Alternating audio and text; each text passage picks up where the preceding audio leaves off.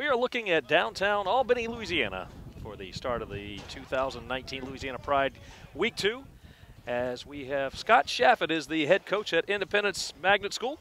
Scott, your first experience with semi-pro football? Very first experience, and I got to see a few Independence guys out here already, and looking forward to it.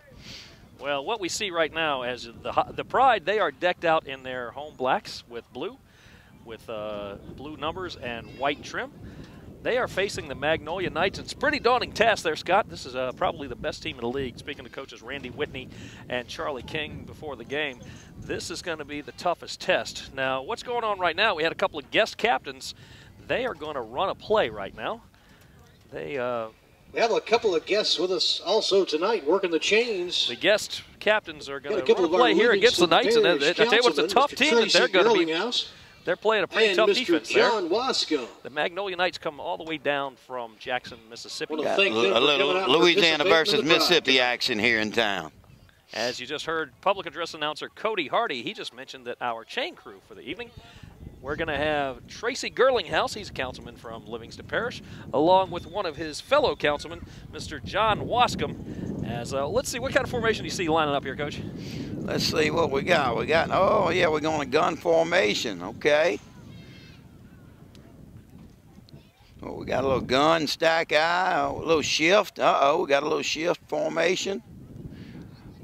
Hand the ball off. Hand off. Uh-oh. Let's see what He's taking it. Uh-oh. He might take it all the way for the score. Looks like he takes it. He comes through the crowd, and yes, he's in. Touchdown, Pride. The first touchdown of the night, yes. Way to go, way to go. Ladies and gentlemen, make some noise. That's the first touchdown of the evening for the Louisiana Pride. This telecast is exclusively on Action News 17. Scott, isn't that where you get all of your local information? All the local information. And I want y'all to know that a lot of people don't realize it's still football season, and we got football season out here. We also have some great football weather. Got a cool breeze blowing. It's a nice day to be out watching. You know, football season never ends, but it's a great day to watch football. Especially for you, it never ends, am I right? Oh, that's correct. That's correct. Talk about the weather. Right now it is 73 degrees. Got a nice brisk breeze blowing in from the east. Last week, our cameraman Malcolm Wagner was dressed like he could defend Hoth during the Imperial Invasion. If you're not a Star Wars fan, you're not catching that one. But this week, we're all up here in short sleeves. I almost wore shorts, and I'm kind of glad that I'm not. Again, the Tigers are the home team. Excuse me, the Tigers. The Pride are the home team. I'm thinking Tigers because I'm standing next to the skipper of the Tigers. The Pride are the home team. They are here on the west sideline. On the east sideline, you see the Knights from the Magnolia State. Now, we'll have a noticeable change this week from last week. Last week, quarterback was Louis Sanzovich. He has decided he's just going to do coaching from now on. So he's going to be replaced by number 7, Aaron Hilliard, who's better known as Nino. Now, in a situation like that, what would you do as a head coach? If you had won the toss, would you want to receive or would you want to kick? Well, I tell you what, you always want the ball in your hands, you know, and if you're an offensive guy, you want to receive. If you're, if you got a good defensive bunch, and it's still early in the season, so he has faith in his kick returner. Well, of course, Randy Whitney is a defensive guy by his own admission. He is a defensive guy. Oh. Now, Sanzovich is not going to be on the field, but they had said he was basically the de facto offensive coordinator. No de facto anymore. He is calling the shots. So he is the one who will be conferring with his new quarterback, Nino Hilliard. I'm anxious to see Nino. I tell you, I was reading his bio, and he does it all. He can play quarterback and anything else. And if you lose your quarterback after the first week, that's the kind of guy you got to turn to, somebody that can do just about anything. And from what I hear and read on Nino, he can get it done. This is his third year as a quarterback. Iran Bickham is the kicker for the Knights. Can't see a number back deep for the home team. Bickham set to kick off. As I hand you a roster there for the visitors there, Scott. Damian Morgan Jr. Damian Morgan Jr. He had a great punt return, set up a touchdown in the third quarter last week. He's back deep to receive. He's the only man back there. The Knights are kicking off. They will be kicking towards the north end zone. There's Bickham on the kick. He kicks it deep. Now, Morgan has problems picking it up at about the 6. He runs to the near sideline. gets out of a little trouble. Morgan with the return. Gets up past to about the 23-yard line, so that's where the Pride will take over first down and 10, 6 seconds into the contest. Downstairs in the press box, Cody Hardy is your public address announcer. Also, the clocker operator is Mr. Butchley. The Dial It Down guys, again, Tracy Gerlinghouse, Aaron Wascom, and John Wascom. And you know what they get for doing that? What's that? Have you ever been to El Jimador? I have not. Well, they get a free margarita from El Jimador. You haven't been? Right. It's one of my new favorite places. And that's located where? In the old Shoney's. Okay, okay. That's right beside Popeyes. First down and 10 for the Pride. Looking for their first win on the field. Unfortunately, there was the Louisiana Tigers ended up forfeiting the first game. So the Pride do have a win, but it did not come on the field. A double twin formation there. And that's going in motion. Nino is expected at quarterback. There's a snap and a shotgun, and his handoff goes to Shaq Smith. Smith is met right away for no gain. Tell you what, there's some big boys out there, man. When I tell you some size, they're not lacking in it. Yeah, there a lot of beef up there, including Denver Ballard. No gain on the play. Denver Ballard and some other big guys up front. So Nino is he's going to be taking snaps. Actually, Ballard's on the sideline there. He's recovering from a shoulder injury and an injury to his foot. So he's not 100%, but he is out there. Now, that's one thing we didn't see a whole lot last week. They didn't do a whole lot of huddling. They are doing that now. I'm wondering how they're going to be sending in plays. As looks like number 8, that's going to be Bolden, goes in motion. Sean Moore at running back. Moore has replaced Shaq Smith then. There's a shotgun pass over to the near side. That was for Sean Varmel. Lino's falls pass incomplete. So it's third down and 9, and that's not what you want to see from your first No, you want to if he catches that, you're looking at third and about 2 if he has no gain at all. And the quarterback did what he was supposed to. Nino put it there. We just got to make sure we get that reception. Tell you what, Varmal has one of the best nicknames on the team. He calls himself Sean Perignon. Sean Perignon. I got to give him credit on that one. 13:54 and the clock just starts. Now, one thing I didn't tell you beforehand, Scott, they play NFL rules. Okay. Everything is NFL rules. The only thing that they're not equipped to do here is the play clock. The play clock will not go to 30 seconds. So that's kept on the field. Okay. So the 30-second clock. They whistled for play with 13:56, so we got about 5 seconds left on the play clock, and they may not get this one off. Trips right, third down. There's the shotgun. Dropping back to is Nino, rolling this way. Looking downfield, he gets away from one tackler, gets away from another. His helmet comes off. Rolls to the outside. So he'll be tackled by number 44. I wonder if that's a kind of residual effects of the tweaked ankle there. He's a big man. He's a big man, but he does play wide receiver. Now, obviously, he's not going to be one of your burners. 3-yard loss. The 3-yard loss. The sack will bring up fourth down and 13 from the 21. Or about the, actually no, fourth down and about 15. Correction. From about the 18-yard line. 6-yard loss. 4th and 16. So this is from the 18. Going to be a punt for the Pride. Last week they had one with a bad snap. The kicker had to take a knee, and the other team took over in great field position. Let's hope they got that fixed. Oh yeah, let's get this one off. It's going to be a big play. Got 3 men back deep. It's off the side of his foot. Was that partially blocked? It was. It looked like you're up back, ran back into the punter, and so the errant punt. Touchdown, Knights.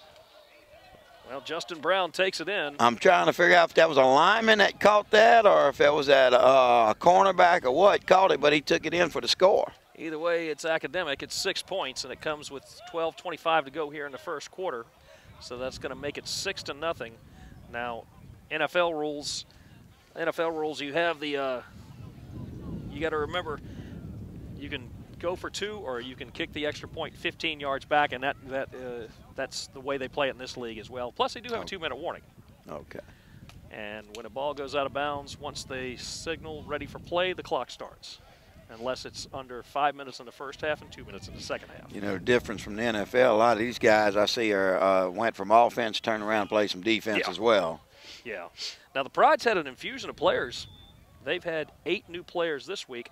There was another team in the area called the Louisiana Tigers that folded before the season started, so they've gotten an influx from them as well. So now we're going to see the Knights on offense for the first time as they try to expand on this 6-0 lead with 12:25 to go here in the first quarter of play. For the conversion. Looks like a shotgun formation. Terry Shields is the quarterback. He's joined Double. the backfield with Chris Dixon. Handoff is going to go to Dixon. And it's zone straight up the middle, and he scores. Good for the 2. Carry up the middle, All and right. the conversion will be good. So with 12:25 to go in the first quarter, it is the Knights 8, the Pride nothing on Action News 17. So the Iron Knights Bickham have set it teed for up the again. kickoff. Iron Bickham Morgan will back be deep for the Pride. doing the kicking again from the 35-yard line. And Scott, where's the kickoff in high school? From the 40. Okay, so Bickham will be kicking to, looks like we're going to have Morgan will be back deep to receive. He stands at about his own 5 as people start to file in. Hoping for a good crowd here on a Good Saturday crowd night. coming in. And there's Bickham's kick. Another Nice deep kick. one, yeah. Morgan stands at about his own About the 4, 2. takes it there. He's got some room in the middle of the field. Coming to the near sideline. Now he's in some trouble. And he gets up close to about the 25-yard line, and that's where the Pride will take over 1st down and 10. Now, what would you like to do as a coach? What would you like to do after that first possession? Well, you know, one thing is you gotta pick up a few yards. You don't want to get caught in 3rd and long again. You don't want to be in that situation. So somehow or another, you know, if you can get to 3rd and short, and it all starts right here on this first down play. And let's see what Nino's going to have, who's in the backfield with him. Again, Aaron Hilliard is number 7. He is the quarterback, making his first start for the Louisiana Pride.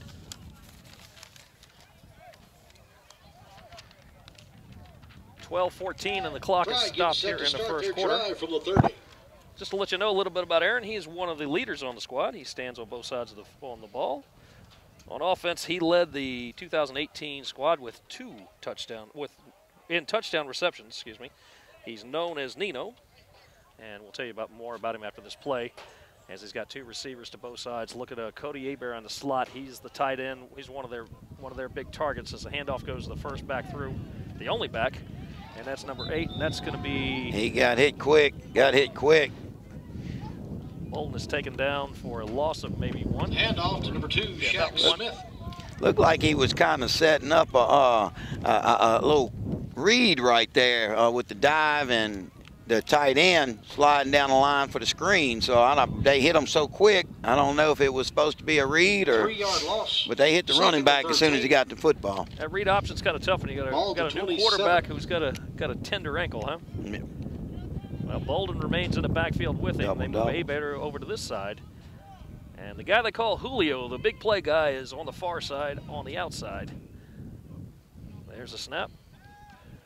Hilliard looking for him. Got him, go. Oh, great defense Lino there. looks deep. I tell you what, a lot of contact. Would you be looking for a call on that one there? Yeah, Rich Bolden, but he had that one. It went through his hands. That's the 2nd time that now Nino needs their help, and that was Bolden on it. It was he got open. He was very physical. They're able to get off the defender and made the play, but just didn't hang on to it. Now, Scott, these guys practice 1 day a week. Yes. Is it a lot easier for them to play one-on-one in a situation like that? Oh, yeah. Oh, definitely, yeah. Oh, yeah. You go man coverage, and it eliminates a lot of thinking. Trips to this side, 1 to the far side. Bolden in the backfield with Hilliard. 10:39 and the clock running here. 8-0 is the score. There's the snap. Hilliard getting out of some trouble in the backfield, and he's taken down for a loss. That's a 2nd sack, and that's going to bring up 4th down again. In the backfield. You know, you back into another third and long situation. This time it's about 3rd and 15. I think they got the stick wrong over there. It's showing 4th. Yeah, 4th. Yeah, he just made. That was 3rd. Yeah, John Wascom, the dial down guy, makes. Okay, I missed it there. Yeah, that is 4th down there. Willie Hawkins in on that tackle. Credit Willie Hawkins on the sack. So we're going to see punt formation. Oh, now look at this new punter now. Looks like number 4 will be also in on the play. Will be doing the punting. Anthony Love. So he stands back and inside his own 10-yard line. Hilliard's up back. They had a little confusion there a little while ago. Up back ran into your punter. Kind of a reverse wishbone there. Hey, off the side of he his got foot it there. off. He's He touched. got it off. It is touched. Yes. Glove's punt goes out of bounds. Doesn't go very far, but it is positive. So got it off and out of bounds. They got 1st and 10 the other way now. the Knights will take over 1st down and 10 at their own 33-yard line. And, Scott, a lot of these players, as you mentioned, play both ways. So what kind of adjustments can you make? Well, you don't have much time in this situation where you can make a whole lot of adjustments just because the guys are on the field you need to talk to. And the Knights are going to take over. You know, so the moment you get a timeout, you send a sub in there and you try to talk to them when you can. But like you said, a lot of times when you got guys going both ways, it's hard to make any kind of adjustments up until halftime. And even then, when you only have 3 men on the coaching staff, that's kind of tough. It makes it very tough. And now the Knights come out. They have 2 receivers to both sides, man in the backfield, and that's pretty much standard in this league, and you would think that wouldn't be as the handoff goes to the first man. Oh, no, actually, great play action, but it's just overthrown. I bought that. I don't know if you did or not. Faked the zone and did it pretty and hit the bomb. Overthrew it a little bit there. So that's going to be 2nd down That's going to bring and up 10. 2nd down. 9:11 to go here in the first quarter. Again, 8-0 is the score. The Knights come down from the Jackson, Mississippi area. Very successful program, probably the best team in the league. They lost last year to the Lafayette squad. Well, I'm used to talking to Randy Whitney and correcting him that it's not Lafayette, it's Lafayette. The head coach is Marcus Floyd. The owner and offensive coordinator is Bickham. He's also the 2-time owner of the year. As again, same formation, but man in motion this way coming to the near side. Oh, false start. Got a little problem. I don't know. He did not get that handoff cleanly. Flag on the play. I guess if you're the owner, Bickham was number 4. That's who was going to get the handoff. I guess if you're the owner, you say, hey, give me the ball, right? And we're going to have a legal procedure, a false start, excuse me. It's going to bring up 2nd down. False start on the offense. So they're going to move the change back 5 yards. It'll be 3rd down, and is it 3rd down? Knights back up 5 No, yards. so it should be 2nd down. 15, yeah. It'll be 2nd down and 15. Just the long pass, and Ball of the there we go. 2nd down and 15 now.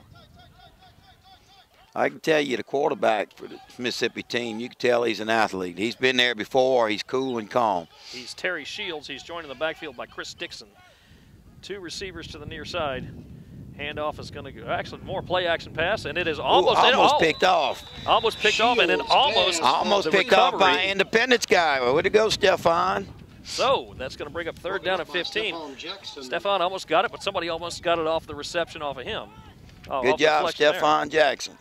Now last week there was a player who dropped a would-be interception, and he dropped and did push-ups. No, did he? I guess that's not something you see every day either, huh? I see over here they're doing some adjusting on offense. I see he's got his offensive guys and one that's not on the field. Correction, it looks like that was Sanzovich is the offensive coordinator for the Albany Hornets, so he's no stranger to that right there. Shields is in the backfield all by himself as we wait the snap. Southpaw looking over the middle, and it is incomplete, so 4th down. The Pride holds. Pass falls incomplete. Great job by the Pride that series. Great job. Yeah, they need to stop the clock, but the clock's still running with 7:05.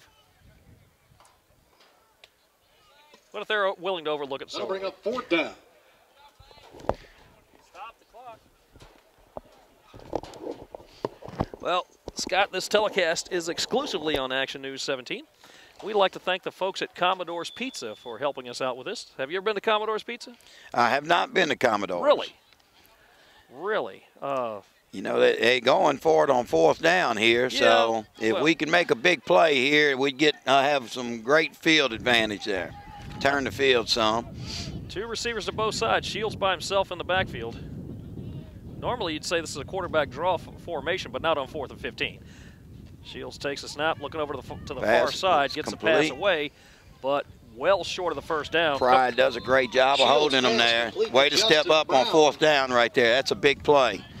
A couple of different players involved in the tackle, including Damian Morgan Jr., So the Pride will take over on downs with 6:14 to go in the first quarter, trailing by a score of 8-0 on Action News 17. Pride getting ready to start this drive. Like you said, Scott. Yeah, this is, I tell you what, they're starting. This is the best field position they've had so far this game. So let's see if we can, we've seen some adjustments on the sideline. Coach Zancevich working over there, and let's see if we can get this thing going. Shaq Smith is back in the backfield. He was a starter last week. I think we've seen Bolden more than him so far. Smith was kind of a workhorse. I don't remember a whole lot of other people carrying the ball as Bolden goes in motion. And there's a snap, actually a direct snap to him. And he gains about 3 yards. Positive play, positive play. That's what it's all about right there. Well, what's positive is the fact that you had a punt that landed at only at the negative 35-yard line, and you held them there. That's exactly. Pride. That's one thing Randy Whitney said. He said his defense was going to have to be key this week. He said this would be a stern test.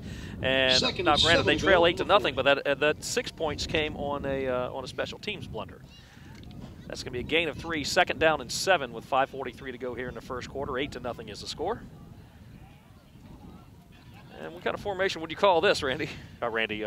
Scott? Yeah, it looks like we're going double shotgun again. As Nino looks over to both sides. There's a snap.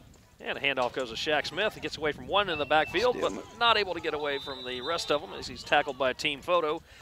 And he gets nice run, though.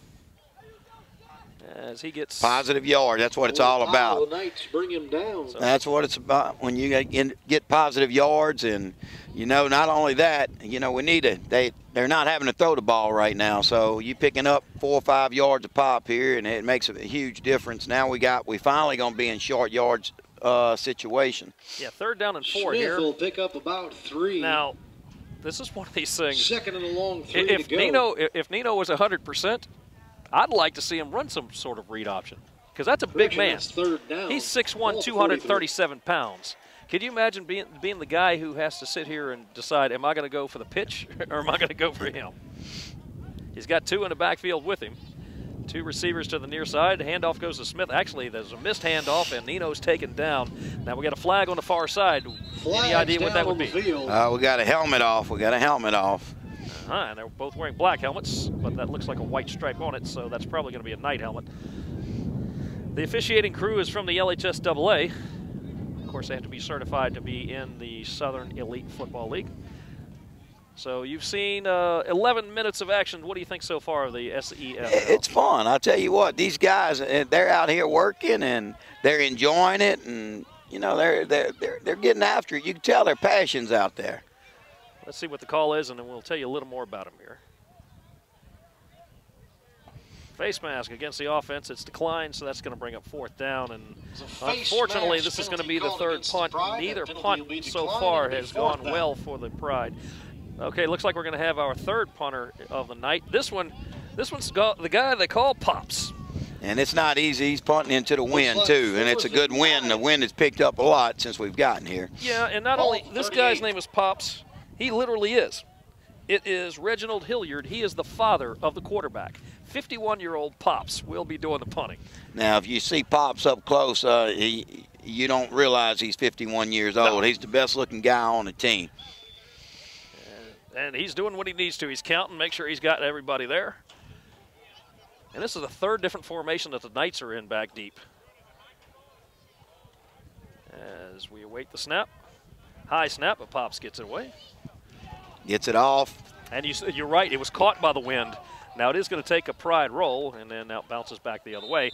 But it does cross midfield, and that's where the Knights will take over 1st down and 10 with 3:32 at their own 44-yard line. But there is a flag down. Another flag.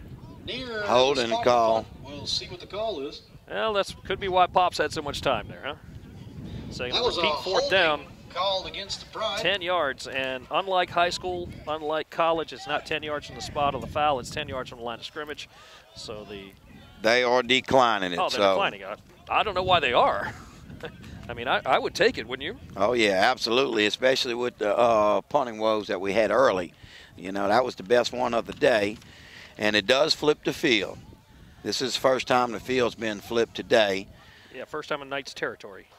It'll be declined. The Knights The Grove take over Recovery first Center and 10 is one of the corporate sponsors for the Louisiana Pride. at the 45. You can call them anytime at 225-300-4850, offering a wide range of substance abuse services, including care with housing, group therapy, individual therapy, intensive outpatient therapy, partial hospitalization, and outpatient with family services. That is the Grove Recovery Center. There goes a handoff to the only man in the backfield. Finds a big hole and plenty of room, first down and more, down inside the 35-yard line, and that's not what you want to see on first down and 10 if you're the home team. No, but I see a little flag on the field, so we're going to bring it back some.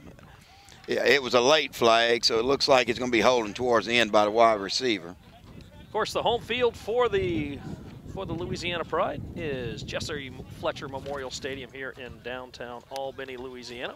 Thank you to Albany High School for them. There is a flag down. Flag on the field. And let's see, what did you see there, Scott?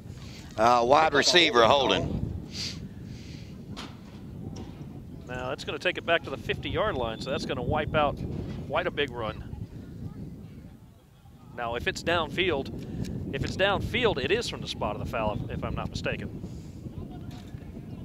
So it's going to be, well, I know we had a lot of room on that one. We're going to have to, tighten up on that end spot right there. Left a lot outside to run. First and 10 for the 50 for the Knights. As Shields is in the backfield, joined by Chris Dixon. 2 receivers to the near side, 2 to the far. There's a snap. Handoff goes to Dixon. He shakes off 1 tackle in the backfield, and now he's got some room. Hobbs on First the carry. down. They called him Hobbs. I've got Dixon as number 8. Be chased down by a pile of pride. Led by number 23. That looked like 5 or 8. That's an 8. I don't know if it was Hobbs or who it was, but I can tell you what, he's a good little running back there. Yeah, got some information on this team. Let's see. They are 47-7-1 overall, including 40-4 in the regular season. Wow. 4-2 in the postseason. They won 24 straight games last year, going into the Gulf States Football League championship game that they lost in triple overtime. Jeez. They've won 3 championship. Well, excuse me. They've had 3 championship appearances. They have won 2 and lost 1. They won in 2017. Then in the fall, they lost in the spring, and then they came back and won in the fall. So this is a pretty good football team. Unlike the Pride, who play only in the spring, these guys play in the fall too. So how much of an advantage is that? A big advantage, and then it's a very tough test early in the season. You're still trying to work out kinks, and this early in the season, and they're not working out kinks. They done worked them out in the fall. And get back to action here. It's first. And not only that, considering they're from Jackson, they got a whole bunch more of a talent pool to choose from than what we do in the area, being more rural here where we are. Definitely. First down and 10 from the 30. How about the 31? As Shields is in the shotgun. How strange is it to go under center these days? It's you still see it some. We do it a lot in high school at our school, and we're probably 50% in the gun, but a lot of schools we play are 100% shotgun. Dixon was taken down for a loss, and that was Pops on the tackle. Afterwards. That was a big stop. Big stop. Minute 10 in the clock. Yeah, the clock is running here. I was going to ask you, how much do you all play in the shotgun? We're probably 50-50. We're if anything, we might even be 51-49, 51 under center. And let's see what they come up with now as they face second down at about 13 inside a minute here. Dixon on play action, throws over the middle. He's got a man. He tips and drops it. Is that a live ball? I don't know. That might be a fumble. Have possession? I think he did. That might be a fumble. The officials have not signaled to stop the clock yet. To me, I believe it was a catch and a fumble. Did he make a football move? It looked like it. We got a player down, but he's getting up. Let's see. Is that? That's Stefan, and he's been very, very crucial in the game so far. Now, last week we had our cameraman, Malcolm Wagner, who's a licensed nurse, leave. And if that happens again, we're going to hand you the rosters there, Scott. As they help Stefan off the field, Coach Randy Whitney's wife is a licensed nurse, so we do have some medical attention. Like I said, Malcolm Wagner, our cameraman, left when we had hit along the sidelines last week. So we know we don't have the Acadian ambulance like you do at your high school games, but we do have some healthcare professionals in the area. And very important is that last play was a catch ruled fumble. So the Pride held again and now are on offense. Now, the longer an underdog stays with you, tougher it is to beat them. And I think it's safe to assume that the home team would be the underdog here. Again, they are facing a team that is 47-7 overall. Man in motion coming this way. Nino in a shotgun. Motion it trips and rolls. This way, looking downfield and is looking for Varmal. Nino looks to the sideline. It's high and incomplete. Incomplete. Stops the clock with 26.6 seconds to go here Aaron in the Varmal first is quarter of intended play. target. So second. Now look, I'll tell you what, with an injured quarterback, they're not, excuse me, not an injured quarterback. Well, he is injured, but a new quarterback, they're not afraid to throw the ball. No, they haven't. They've been getting after it. They've had more plays in the air. Second down. We've seen Smith carry a couple times. 50. We saw Bolden carry once. We need that big catch. We haven't gotten that catch yet. Once they get that catch, he gets a little more confidence and momentum, huh? That's it. That would be a big help here. Clock is stopped with 26.6. Second down and 10.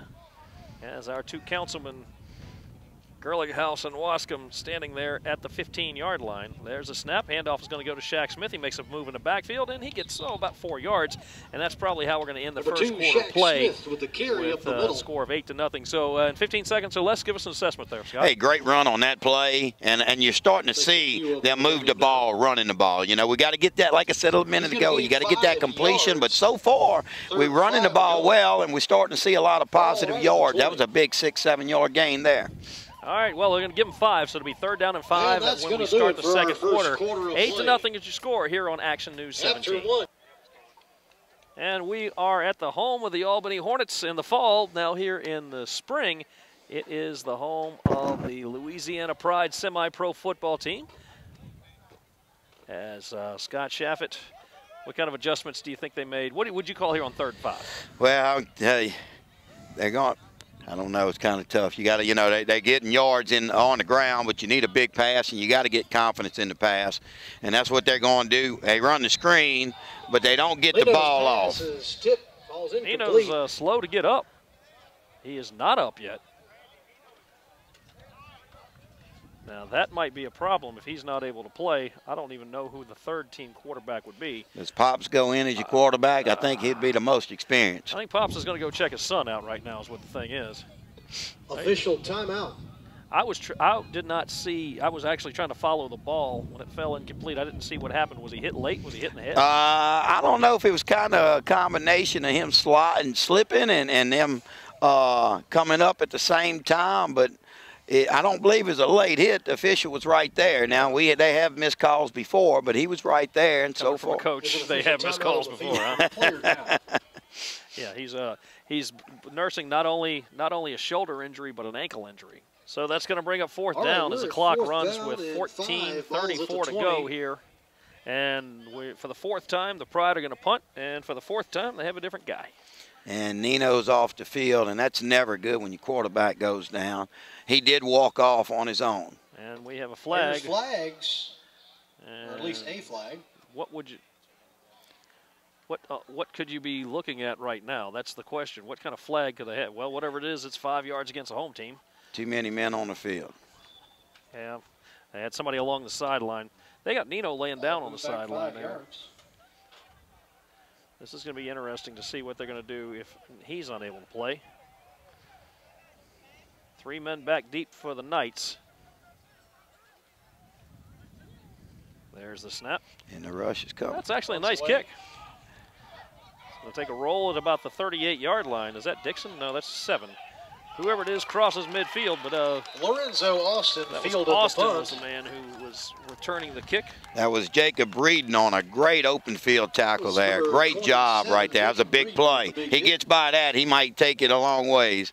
That was a great open field tackle. Now, what do you think about the facilities here at Albany High? You know, Albany, I tell you, they're doing a lot in Livingston Parish altogether. You know, they're getting all new facilities. I know they're doing new weight rooms and that kind of stuff at Albany and Springfield. And if you get to the other parish, they have some new turf fields, etc. Well, what do you think there's any reason to not allow a team to play here in the fall? Oh, not at all, not at all. Field, you know, you're looking this time of year, you got to realize we just come off the winter, so the grass is not fully grown. The field and all the facilities look like it's in great shape, ready to go.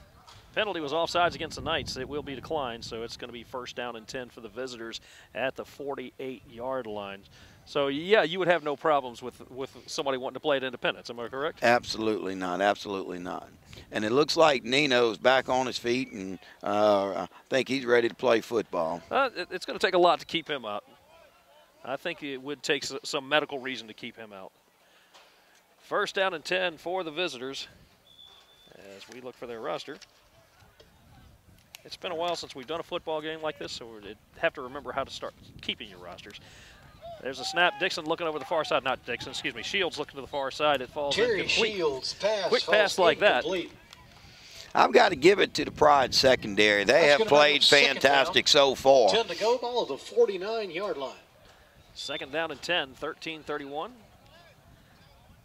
Yeah, so obviously you would not see any kind of, would you see a lot of blitzes in a situation like this? Well, I've seen them send some. The Pride has sent some, and it's caused some pressure on the quarterback having to get rid of it a lot quicker than he normally would. But I tell you, it's been, I got to give credit to the DBs because they are playing really good football, and the linebackers too. There's the speed, motion. Oh, and he gets out of some trouble in the backfield, and he's close to the horse collar. Ian Bickham. Bickham is chased out of bounds after about a run 4-yard gain. Pride. Maybe 3 yards. Now, I'm not sure NFL rules, but in high school, your helmet comes off. You have to leave the field of play one play. But I just noticed one of their players' helmets did come off, but he hadn't left. But he is heading off the field now. Yeah, I do believe that's. So that's on all levels. Yeah. Now, you being a coach, how tough do you think it is to be a coach of a semi-pro team while you play?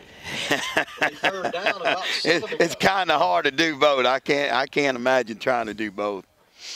Well, Randy Whitney has retired from the playing field, but his counterpart, actually, Randy owns and coaches a team. Well, how would you like to coach, be an assistant? How would you like to play, own, and be an assistant coach? Third down, taken down in the backfield is Dixon. By 3 or 4 different Pride. That's 4th down. You going to go for it here? I tell you, it's Darius Wilson in on the tackle. On the way the punt's been today, which they haven't punted yet. So I'm kind of curious. They've gone for it every time so far, and no gain on that play. That's correct. 4th and about 7 to go. And I believe they're going to go for it again. Well, to be honest with you, when you got a question at quarterback on the other side, why not? Randy Whitney has said the defense is going to be a strength, and that's what we're hoping for now. 8-0 is a score. They gave up 28 last week against the Louisiana Eagles, so they've given up a total of 36 so far in the ball on the season. Excuse me. Shields is in the shotgun. Dixon back there with him. Fakes a handoff, looking left. Going deep. He's going deep, and he's got a man. It's complete, and he is going to take it to the house. He scores with 11:07 to go in the second quarter, making it 14-0. That's number 7 on the reception, Lorenzo Austin. So that's not what you want to see on 4th down. No, and I was just talking about how great the secondary has done and how they've been in position all night. And you get 4th and long, and you're fixing to have great field position, and just that quick, you give up a play that's costly. Well, I tell you what. I've been impressed with the fact that, the Pride gave up 28 points last week to an Eagles squad that is not known for offense. This is a pretty good football team. They've held them 14. They've held them 14, and they gave them the first score off of. Yeah, the offense. This is the first time the offense has moved the ball for the visitors there. Again, the Knights from the Jackson, Mississippi area. And shotgun formation. Basically, there's no reason to even say shotgun formation. We'll just let you know if they go under center. That's right. Shields takes a snap. Handoff goes to Dixon. Dixon walks in untouched. You know, I like to point that out because a lot of teams, even though they do go spread shotgun, when they get inside the 10, a lot of them get under center, and it hadn't changed a bit out here. Well, Pride trails 16-0 with 11:06 here on Action News 17. Bickham has it teed up as during the pause, we heard Coach Randy Whitney calling all of his DBs over there, and he did some chewing there, didn't he, Scott? Yes, and you have to wonder because in that play, that one before Stefan got hurt, that's the position he was playing, so that might be in a backup at that position. And you mentioned Stefan. He's sitting there on the bench. He's number 24. He does not have his helmet, so he may have gotten his bell rung earlier, and for safety precautions, they're not going to let him back on for a while, at least. During the turnover, another deep kick. Taken back by that's Julio, one of the up men. Uh-oh. And he takes it out to the 31-yard line. With the return. Not a bad return. That's been the best return they've had so far. And now, okay, I see Nino along. He's talking to Coach Charlie King, so we're going to have a new quarterback in for the Pride. This is not what you want to see. That was Bickham in on the stop. Charlie King, the special teams assistant coach, is talking to Hilliard. So let's see who's going to be, well, you can't say under center anymore. Let's see who's going to be in the shotgun for the Pride. Again, the Louisiana Pride have a record of 1-1. Their one win comes via forfeit. They are going to have another bye week next week, another forfeit against the same Louisiana Tiger squad that opted to fold before the season. Scott, can you see the name of the number of the quarterback there? I haven't seen it yet. Whoever it is, he's got a back in the backfield with him. And he's going to run the keep. Yeah, but we're going to see a whole lot of running. Oh, no. He drops the ball. The ball comes and loose I in do the believe backfield. the turnover is going to give the ball to the Knights. You know, that's a good team taking advantage of some things that on the other side from Mississippi, that's a good team taking advantage of some changes. That's the second time we see a change, and right there we have a turnover, and now the Knights have the ball back. Cody Day is the quarterback. It looks like we got the birds flying north now, so you know the winter's about over with, flying right over ahead. Cody Day is the third-team quarterback. I don't see where Nino went to, so offense is going to huddle up again on the sideline. Looks like it's going to be the Knights having the ball first down and 10 at their own 30. The Knights are going to take over, start their drive. 10:47 and the clock is stopped up by a score of 16-0, and this is where you got to make a stop here if you're wearing black and blue.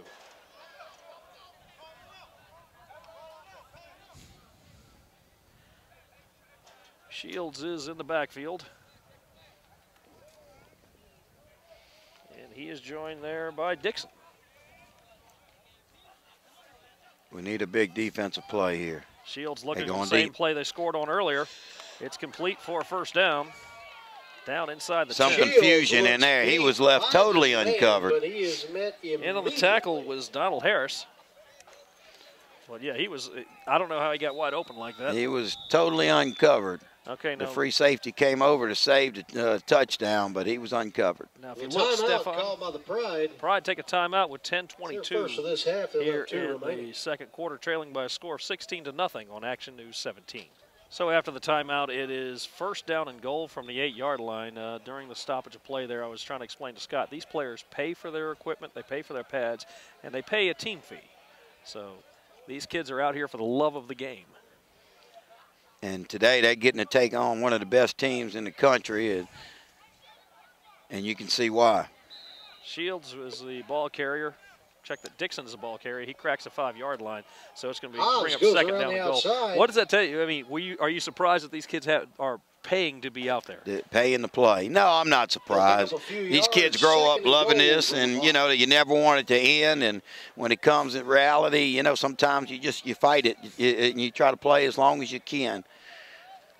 So how would you like this when you were about 23 years old? I love it till the day. What you talking about? You know, I love that Pops is out there at 51 years old, and he's still not afraid to go take it on. And, you know, it just says a lot. You never lose that drive.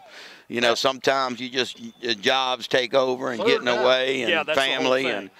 But you never lose that passion. That's why Thursday night or Friday night is their practice night. Clock is running here as Shields' pass was incomplete there. It's 3rd down and goal. I wouldn't be surprised to see a quarterback draw, although he doesn't move his feet. Corner route. Good defense there on the far Shields side. sails one toward the corner. Falls incomplete, so that's 4th down. Incomplete. I think that was Jacob Reedon on the coverage. Second time you mentioned his name tonight. Yes. Now, Stephon Jackson's back on the field, so that's a good sign. You got one of your defensive guys back. So I'm surprised you're not trying to just pad the lead here, but they're going to go for it here. 4th down. Then again, make it 1st down and 94 for the 96 for your opponent if you don't make it. And see if they go to the opposite corner this time. Yes, they do. They're going the opposite. Oh. It's incomplete. Shields looking at the end zone again. Incomplete. Big play, big play. Defense holds. And kind of a sparse crowd, but let's hope they get behind them for that. What a great job. Way to step up by the defense when you needed it. Your back's against the wall. That was a great play. Now let's see if Cody Day comes out, or okay, I see Nino there with he's on the sideline, no helmet, so Cody Day will be the quarterback. Pride takes over 1st down and 10 at their own 5 with 8:44 to go. As we see John Wascom over there, the dial-it-down guy. He is huddled up next to his son Aaron, and of course Tracy Gerlinghouse is the other yardstick. This is the kind of situation where I'd love to be able to get under center. You know, that's the only bad thing about the shotgun. Your back's against the wall. You're 4 yards deep. You got a new quarterback, and you can't just grind it. You know, try to pick up a yard and get it. You know, get out the end zones, and you're in shotgun taking that snap. So.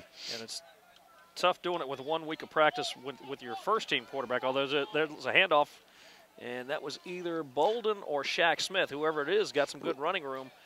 He gave him some breathing room up to about the 11-yard line. So that's actually that's the most positive play that the Pride have had all night, about 8 yards.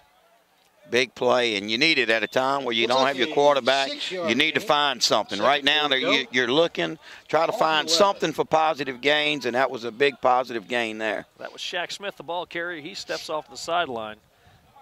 So 2 backs in the backfield. That's not something we see every day. Nope. As Cody hands off to the first man, I do believe that was Bolden, and Bolden's taken down to the backfield for a loss. The Knights in the backfield on that play. So it's going to be a big loss. Basically, almost everything they gained on the last one is just wiped away, so it's 3rd down and 9. Loss of about 6, 3rd 10 to go. Ball near the 5. So what would you do here? Get on the center and try to. Well, it's not an enviable situation by any stretch. Having your 3rd-team guy in there. No, it's not. I tell you, you know, but they're working, and you know, it's just like that first gain of 8 yards. You got to figure out how you can do that more often. A little speed, sweep motion. Yeah, I was about to say, you can hand off the first. And then a turnover and fumble. Recovered for a touchdown. And recovered for a touchdown. You know, that's the only drawback when you're in shotgun. You know, any kind of mistake and you're in the end zones and they recover the football, and it's tough. The defense has done a great job, and you know, you look at it, and basically because of, you know, quarterback situation, somebody hurt, and then somebody hurt last week, and so you haven't been able to get that offense. And defense done a great job, but it's the lack of offense that's really kind of hurt this week. So it led to their 2nd non-offensive touchdown of the night. It makes it 22-0 with 7:07 to go in the first half of play. Now the Knights will line up and go for 2, obviously. Now I noticed one thing: Shields is athletic, but they haven't rolled him out a lot. No, they have not. And he has not kept the ball. I don't understand. It seems to me he'd be a running threat.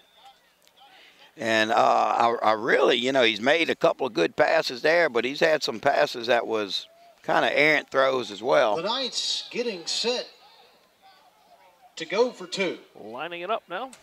Well, they sure are taking their own sweet time, aren't they?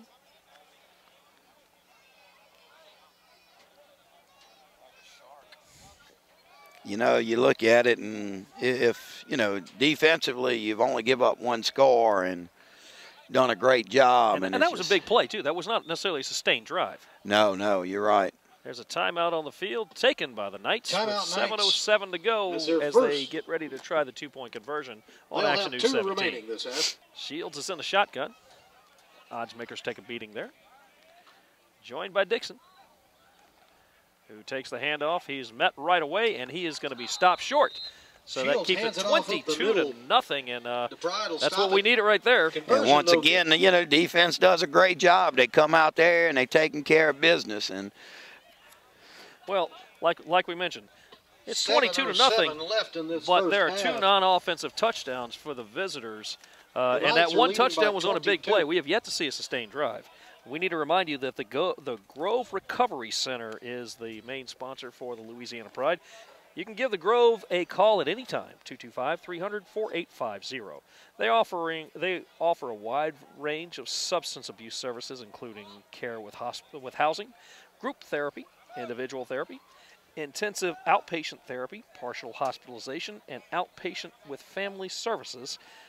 Recovery designed for you. And let's not forget that Don's Seafood of Hammond, they are at 119 South Morrison Boulevard, 985-345-8550.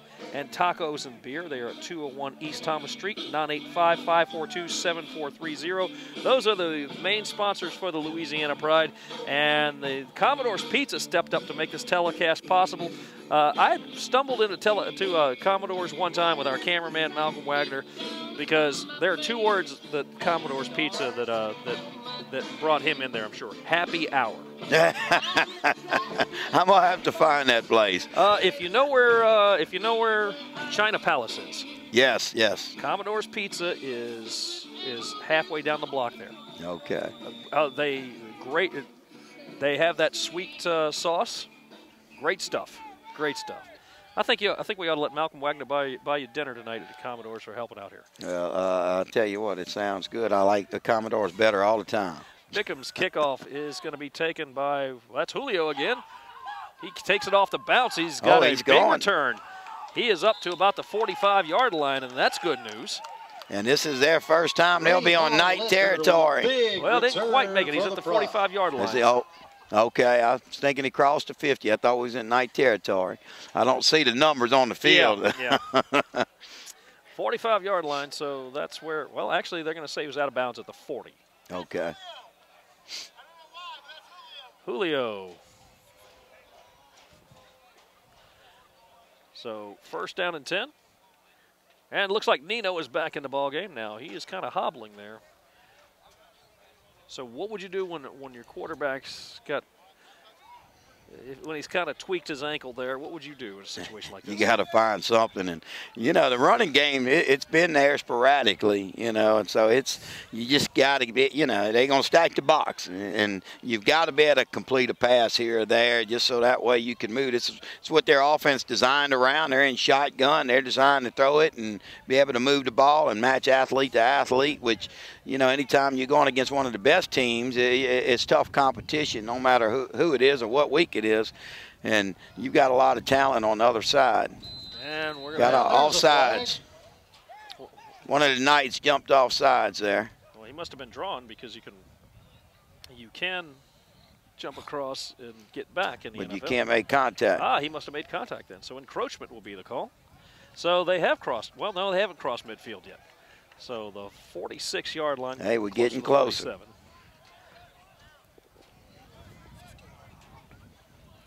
First down and 10, first down and 5.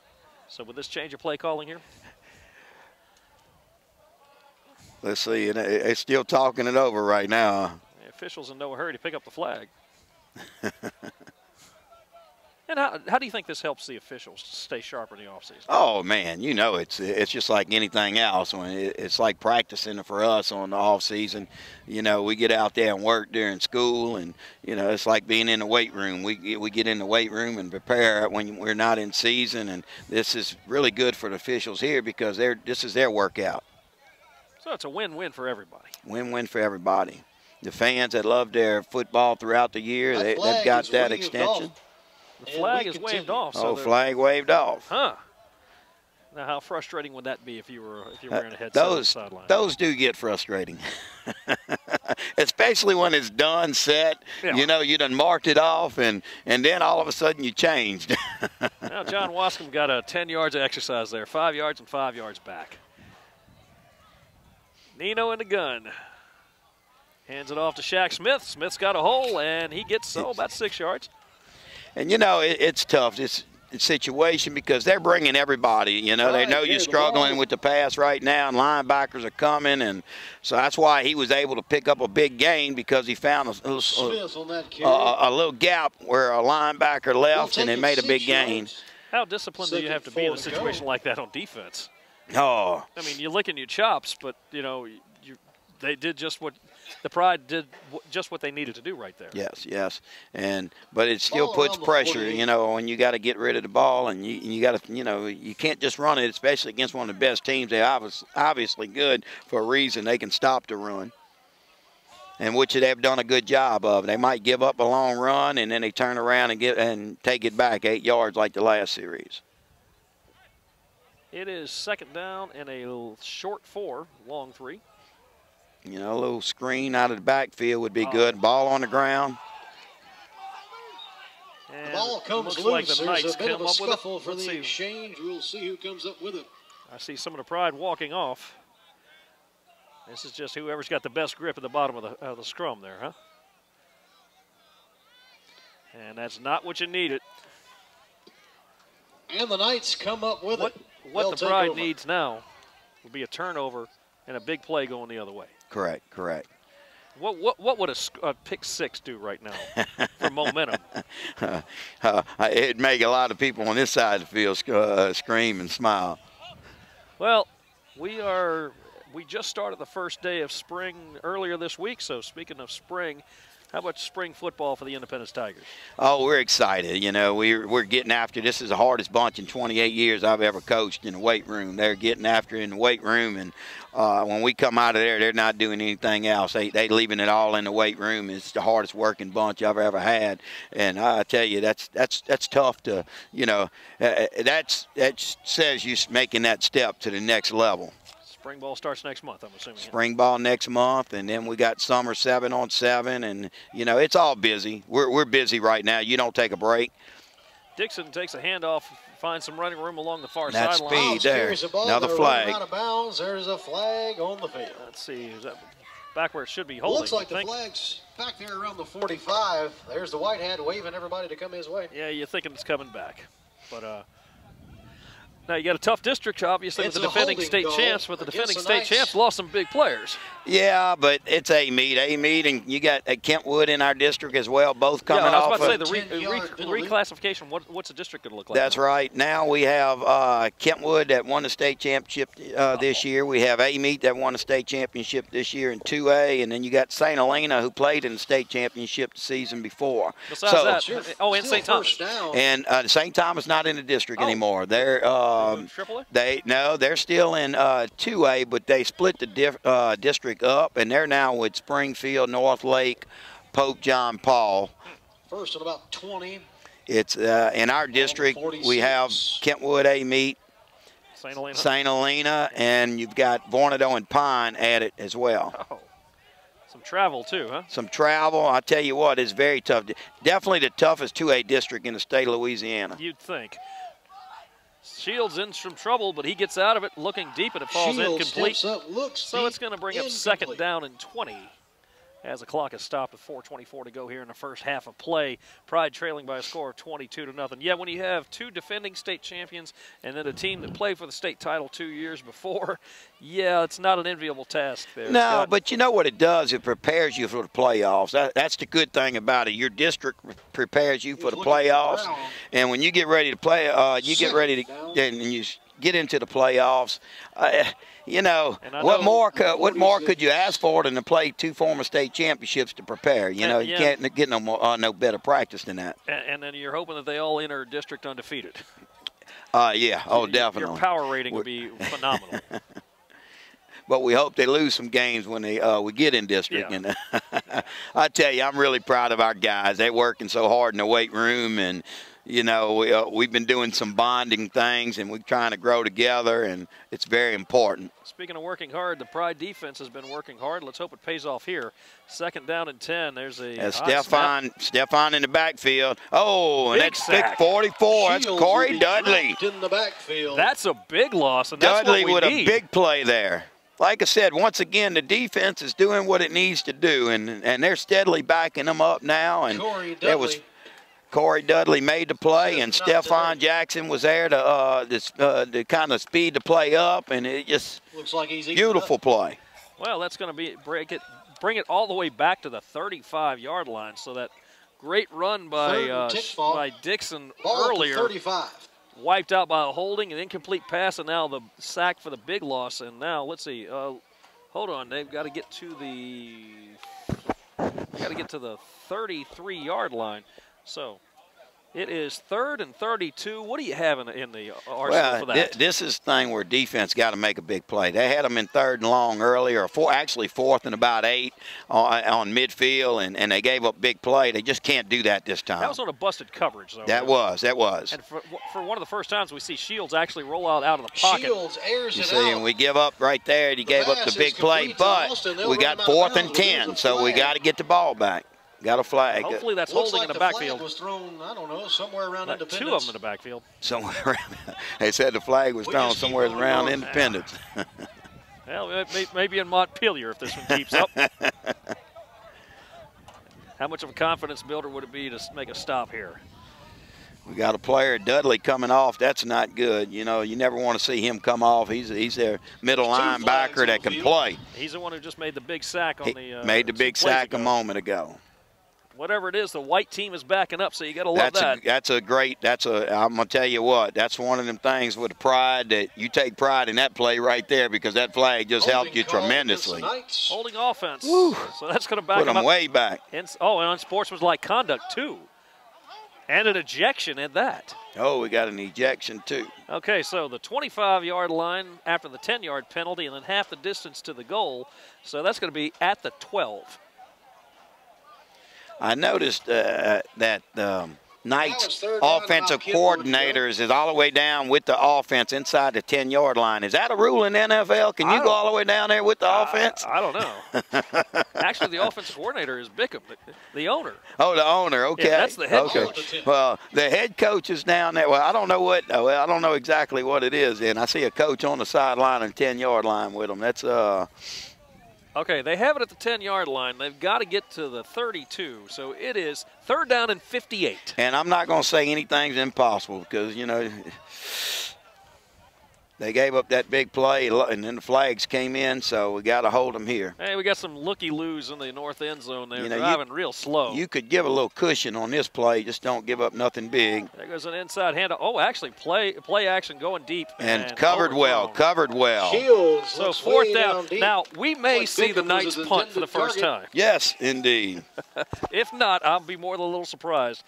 But with that incompletion, hey, maybe those looky-loos need to stay in the north end zone. And that was Jacob. That's going to bring up 4th down. I believe that was Jacob Breeden on that play as well. So his name has popped up several times tonight.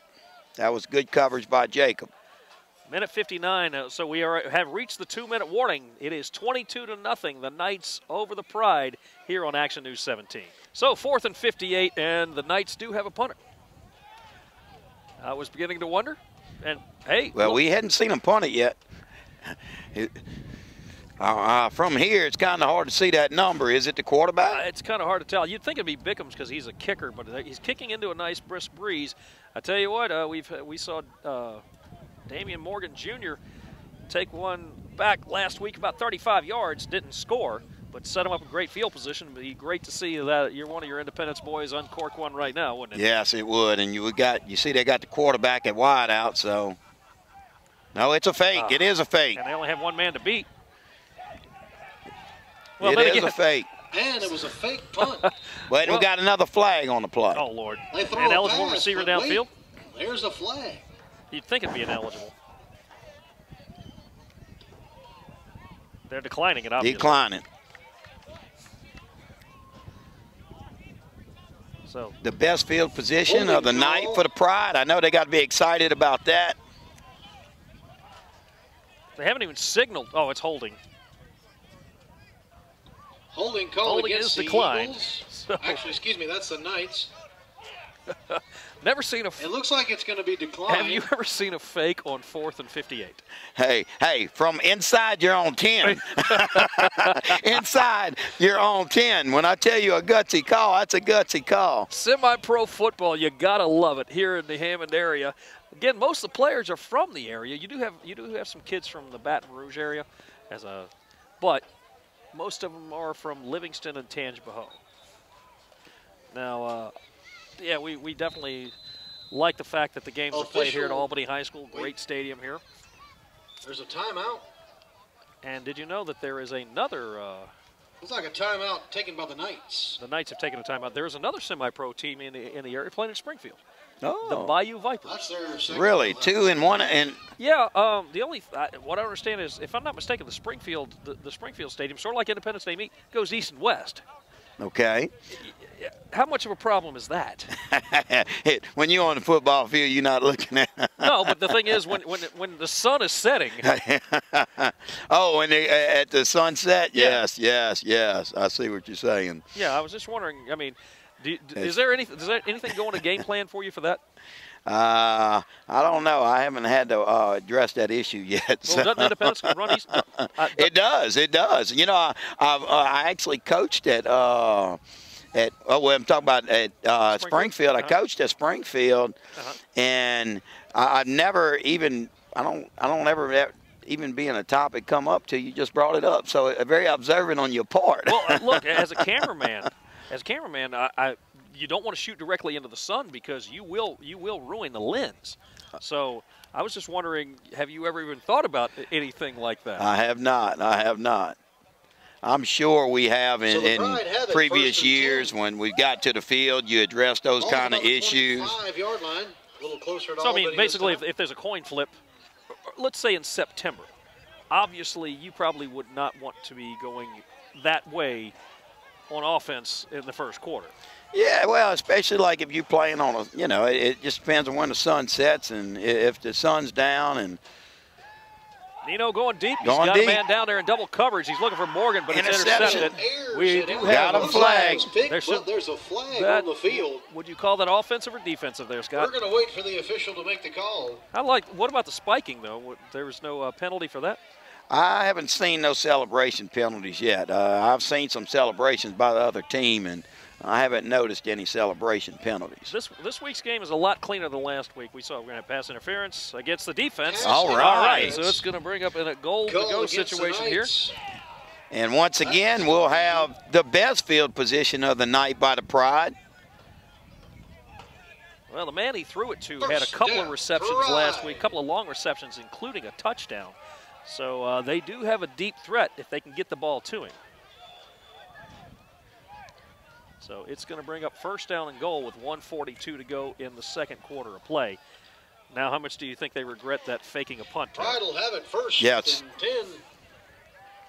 First down and goal from the 9-yard line. You got a tall receiver one-on-one on this side. Is that where they're going to go? That's where they went the last play. Or are they going to try to go again that way? And well, you also got your tight end. You got Cody your tight end slot.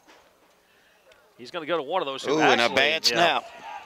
It looked like he was going to try to go to Hebert, but unfortunately Nino was taken down in the backfield. That was a big play by Nino getting the snap. It was a high snap, and that was good, save a lot of lost field and possibly a turnover. 1:25 on the clock running here as the Pride second down and goal. They do have 2 timeouts left here. Pride to lose a few. And they're going to take one of them now as they trail by a score of 22. Well, I thought I saw somebody signal timeout. Nino's coming off the field. He's a little hobbled after being taken down, so that they may want to burn one of the timeouts now. Checking out. Cody Day checking in. Cody Day is back in at quarterback. He's got Bolden in the backfield with him. No, actually, Bolden takes the snap. He's taken down. That looked like they could have been called a face mask there. I can tell you what, there's in the backfield. The Knights are on it. It's third down now. I think I'll be using one of my timeouts. I thought it looked like he was taken down. Play.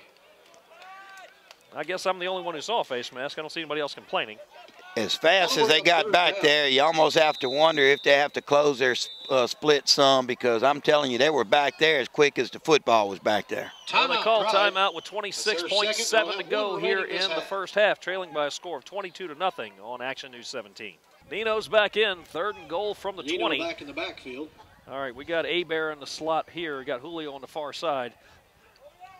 Got a couple other receivers. I can't see their numbers. We're not trying to not call them. Shaq Smith, the pass goes to him. He's taken down out of bounds. It's going to bring up 4th down now with 17.6. It saves there at last time out, but it doesn't make any difference. They've got to fix that. That right there was a nose guard getting pressure in the backfield. We stepped out. Guard stepped out to block a guy on the outside and left a hole in the nose guard, and that caused problems. That'll cause problems in any league you play in. Well, considering how good of a team this is that they're facing, considering the situation, it's the Knights took it. That's their 3rd and final. The Pride still have one. Oh, it's going to bring up 4th down and goal. So what do you do here on 4th and goal? Well, you got 17 seconds left on the clock. Obviously, you can't get a first down. So no time. You've got to go to the end zone, but then you're going to give them time. So do you try to throw it and do you try to eat up the clock, try to run it? Well, it's going to end either way. But I tell you what, it'd be the clock's going to stop either way. Yes, it's going to stop either way. And if you get the ball off and you can get it in the end zones and make a big play, hope for a big play. The important thing is make sure it's going north and not south, because you don't want to be giving them any more yards. You've got it at about the 28-yard line. It is 4th down and goal at the 28. Nino is in the slot now. I can't see the number of the man who's under center, or excuse me, in the shotgun. It looks like 2, Shaq Smith. They're going deep. Going deep, and you got it's intercepted in the end zone. And that's a good play for them. Fires deep. Well, that's a good play for him. If he'd have knocked it down, they had the ball here, so that puts the ball back at, I guess in NFL, they mark it at the 20 or 25, 20-yard line. And so you're looking at, that's a big play. That's a big Pride play. I tell you what, I like the throw there by Smith. Now, he was through in double coverage, but he's got an arm. Obviously, he's got some wheels, too. So I wonder if there's any thought of making him the quarterback. He slung it. It was pretty pass. 8.6 to go in the first half, and now do you expect the Knights to just take a knee? Oh no, they're gonna go deep. They're gonna. You can bet they're gonna go. They called a timeout. They're going deep. All right, let's see who's in the defensive backfield here. I see 1 out there. That's Morgan. I see 4. That's Anthony Love.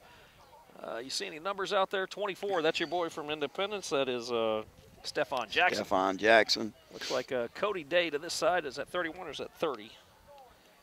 Well, it can't be 31 because we don't. That can't be 30 because we don't have one.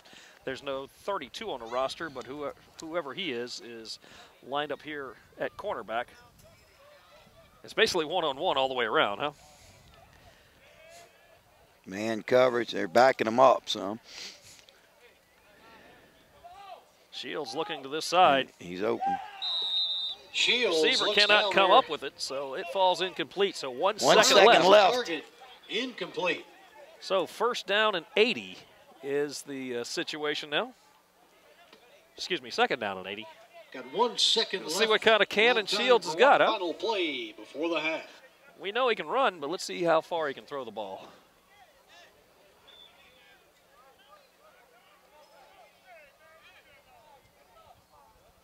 They're still playing man coverage. Oh, yeah. You know what this kind of reminds me of? Do you remember the Robin Williams movie, The Best of Times? And they just take a knee, and that will end the first half of play. Excuse me. First half of play. The score is 22-0. The Knights over the Pride here on Action News 17. So what kind of adjustments do you think they made at halftime there, Coach Scott Shaffett? Well, one thing is you got to figure out how you can run some time off. You don't want them to have the ball as much as they did. And of course, defense has done a great job, but they've been out there a lot. We got to pull some offense together, and if it's nothing but throwing the screens and catching the quick passes, they've got to do it, because you got to give the defense for the Knights. They're in the backfield as fast as the ball snaps. Now, if you're a betting man, who kicks off for the Pride?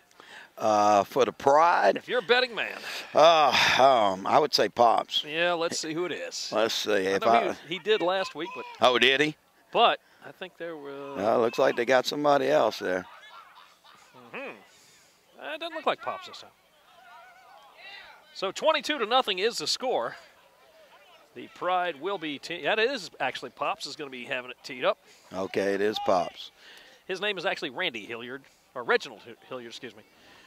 So, but he is known as Pops, and he literally is Pop to the quarterback. Is he any relations to Dalton Hilliard? Oh, I can't tell you for sure, but there are a whole bunch of Hilliards around here. I'll tell you what, he's built like Dalton Hilliard. The second half is away. Squibber on the ground. ground. That's actually not That's a bad Dixon. kick Oh, and a big play. That was Shaq Smith who hit Dixon first. You heard Dixon that, huh? with the return. Yes, big play. Heard that up here, boy. That left a lasting impression, if you know what I mean. He gets tattooed by a couple of Pride. So the Knights will take over 1st down and 10 at the 30-yard line. 22-0 is the score. Remember, all NFL rules, so 15-minute quarters. Go ahead. Rich Bolden, was that Rich Bolden that made that hit? Was it 8 or was it 2? I thought it was Shaq Smith. I don't know. I thought it was 8, but it might have been. You know, we open up our season here next year, Independence versus Albany, right here on this field. Yes, sir.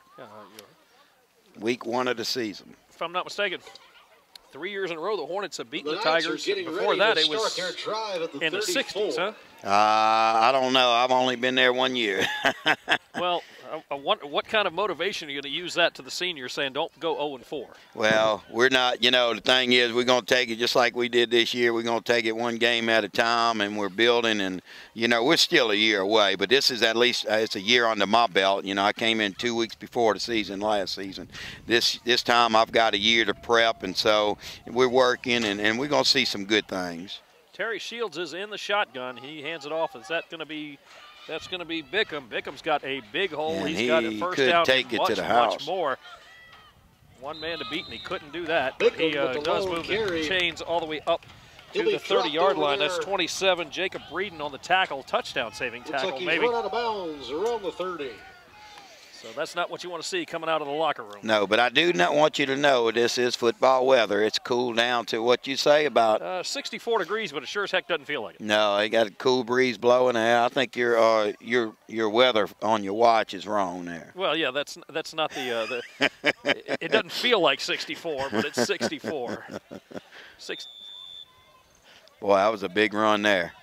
Yeah, not what you want to see coming out of the Two backs in the backfield. Shields is in the shotgun again. We have not seen anyone go under center yet.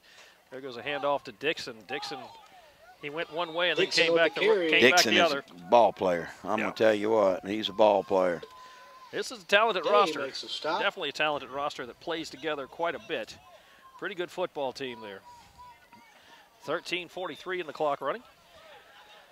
So, Pick up around what kind of 4 positives can yards, you see out of the first half of the home team?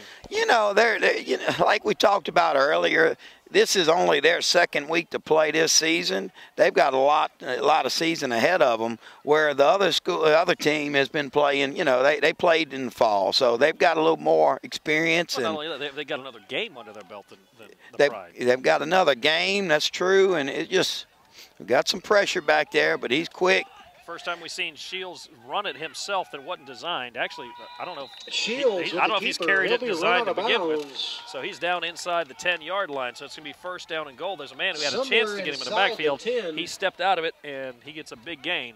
So they try to add to this 22-0 lead. That's I gonna think give the Knights biggest a first and thing is goal. getting a quarterback in there that's Right got at a little the more 10-yard experience. line. Whether they go with Nino or what it is, he'll have more time to practice. When you lose your quarterback at the start of the season, that's as tough as it gets.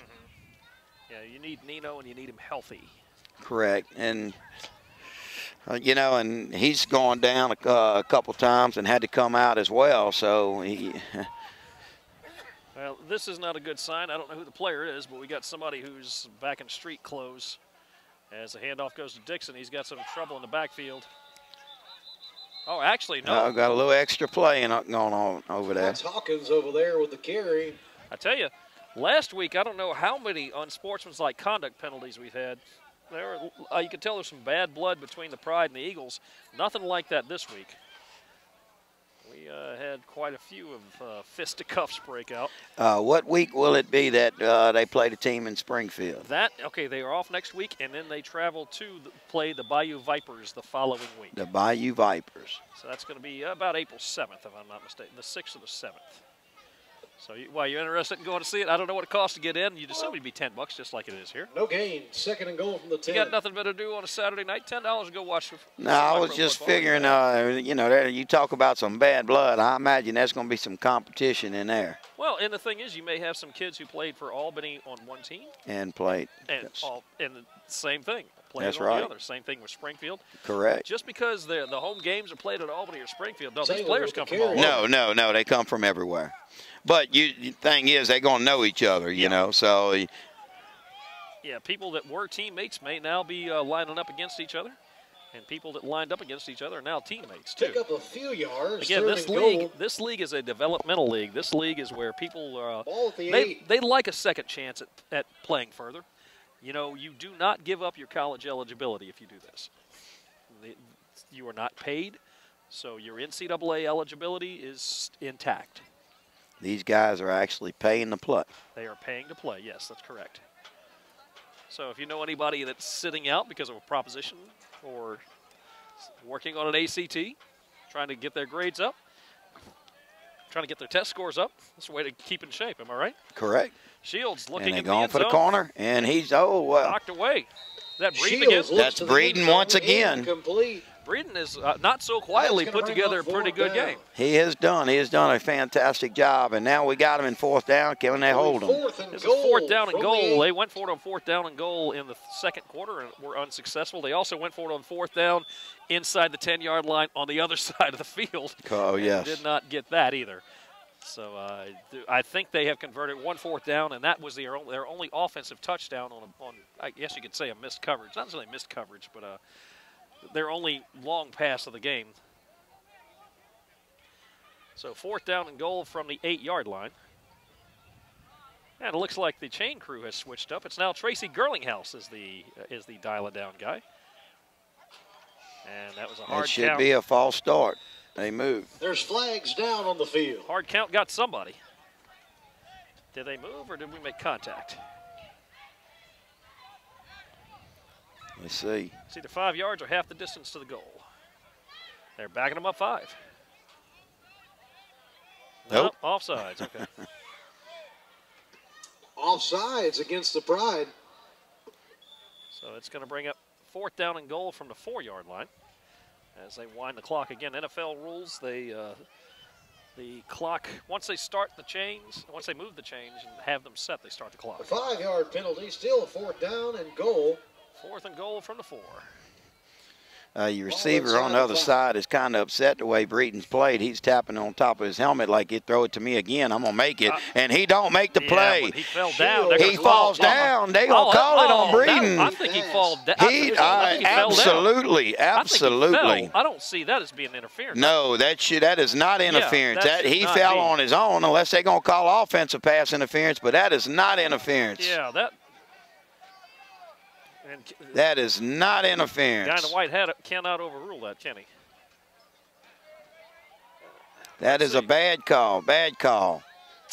Pass interference. That's half the distance to the goal. It's only going to be 2 yards, but the thing is, it's a fresh set of downs. Called against the Pride. It'll be an automatic first down. So first down and goal from the 4-yard line. Clock is running now. 9:50 to go in the third quarter. Yeah, I don't like the call there. Are they going to run it in short? Nope, he's throwing it. And it's incomplete. And once again. One in there. How many times have they tried pass? Second down and goal. How many times have they had it and goal and they make a pass like that? I don't know if they've only tried to run it once. I know they got an extra set of downs on that pass interference, which tough call. He slipped. He slipped, and you thinking, well, they held him, and instead they get some fresh downs. Trying to add to this 22-0 lead. We have 9:26 in the clock. And they are under center for the first time of the night. Taking 36 minutes, roughly, to do it. As Shields is going to keep it himself. And it's a quarterback sneak. So that makes it 28-0. As a touchdown for the Knights. They carry the ball up the middle, punch it in. Now it's going to be interesting to see what the Pride do on offense. Shaq Smith was the man who threw the pass at the end of the second quarter. He played quarterback at Springfield, from what I understand. Okay. Because I'm watching Nino right here, and you see Nino still limping. And I think that's Stephon Jackson out. Yeah, there's so he must be out for the night. I see he's in. 28-0, and the Knights are lining up to go for two. They're under center again. Knights going for two. Talk about buy lottery tickets, huh? There goes a pitch to Dixon, and he walks in untouched. Boy, he runs hard. Touched when he got they'll in the make end it in. The conversion is good. So the conversion makes it 30-0 with 9-12. He runs hard, lowers his shoulder and runs very hard. So Bickham has it teed up. Back deep. Bickham getting back there ready to kick off. Damian Morgan Jr. Morgan back deep for the Pride. As we're anxious to see what the quarterback situation will look like for the home team. Bickham with a nice kick. Down inside the 10-yard line. Morgan coming this way. And he takes it up to Morgan about cuts the up the middle. 30-yard line, so that's where the pretty good Pride return there for the Pride. First down and 10. See what kind of adjustments we made after the halftime. And all right, first things first, I'm looking for Nino. And I don't see number 7 out there. Yeah, okay, I do see him there, but got to remember on the last possession, he actually lined up in the slot, if I'm not mistaken. Let's see who's going to be at quarterback. Clock is now running with 9:02. you got to figure out how to stop that rush. That's the most important thing they got to do coming into this half. They've got to stop that rush. Here, the 30-yard line. And it will be Nino. He's joined by Smith and Cody Day in the backfield. So all three men who've thrown passes tonight are in the backfield. You can see they stacking it and they bringing everybody. Seems to be the thing to do, huh? Hand off to Smith. Smith's got a blocker in front of him. He gets out of some trouble in the backfield, and he may have gotten back to the line of scrimmage.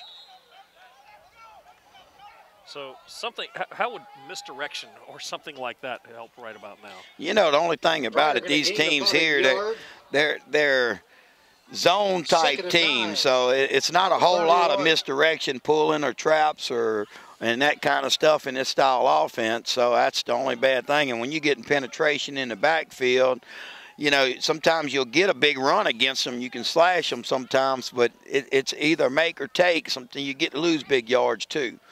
They've got to figure out how to slow down that defensive front. Well, 2nd down and 9 here. As Nino takes a snap. And he spins out and falls down. Nino looking to pass. Somebody went airborne. He was looking to the right side, thought better of it. He was taken down for a loss. What's that going to be, about 9 yards? Maybe not quite. Pride will lose a few. About 5. Again, next week, Mr. Matt, or actually not next week, but next time, 15 Matt yards should be the to man go. behind the Ball to microphone. 25. He's coaching a softball tournament this week. Timeout, Knights. There's a timeout on the field. That's the Knights. That's their their first first half. one. They'll It comes have with 2 7:12 to go in the third quarter here on Action News 17. So 3rd and 15 after defensive timeout here.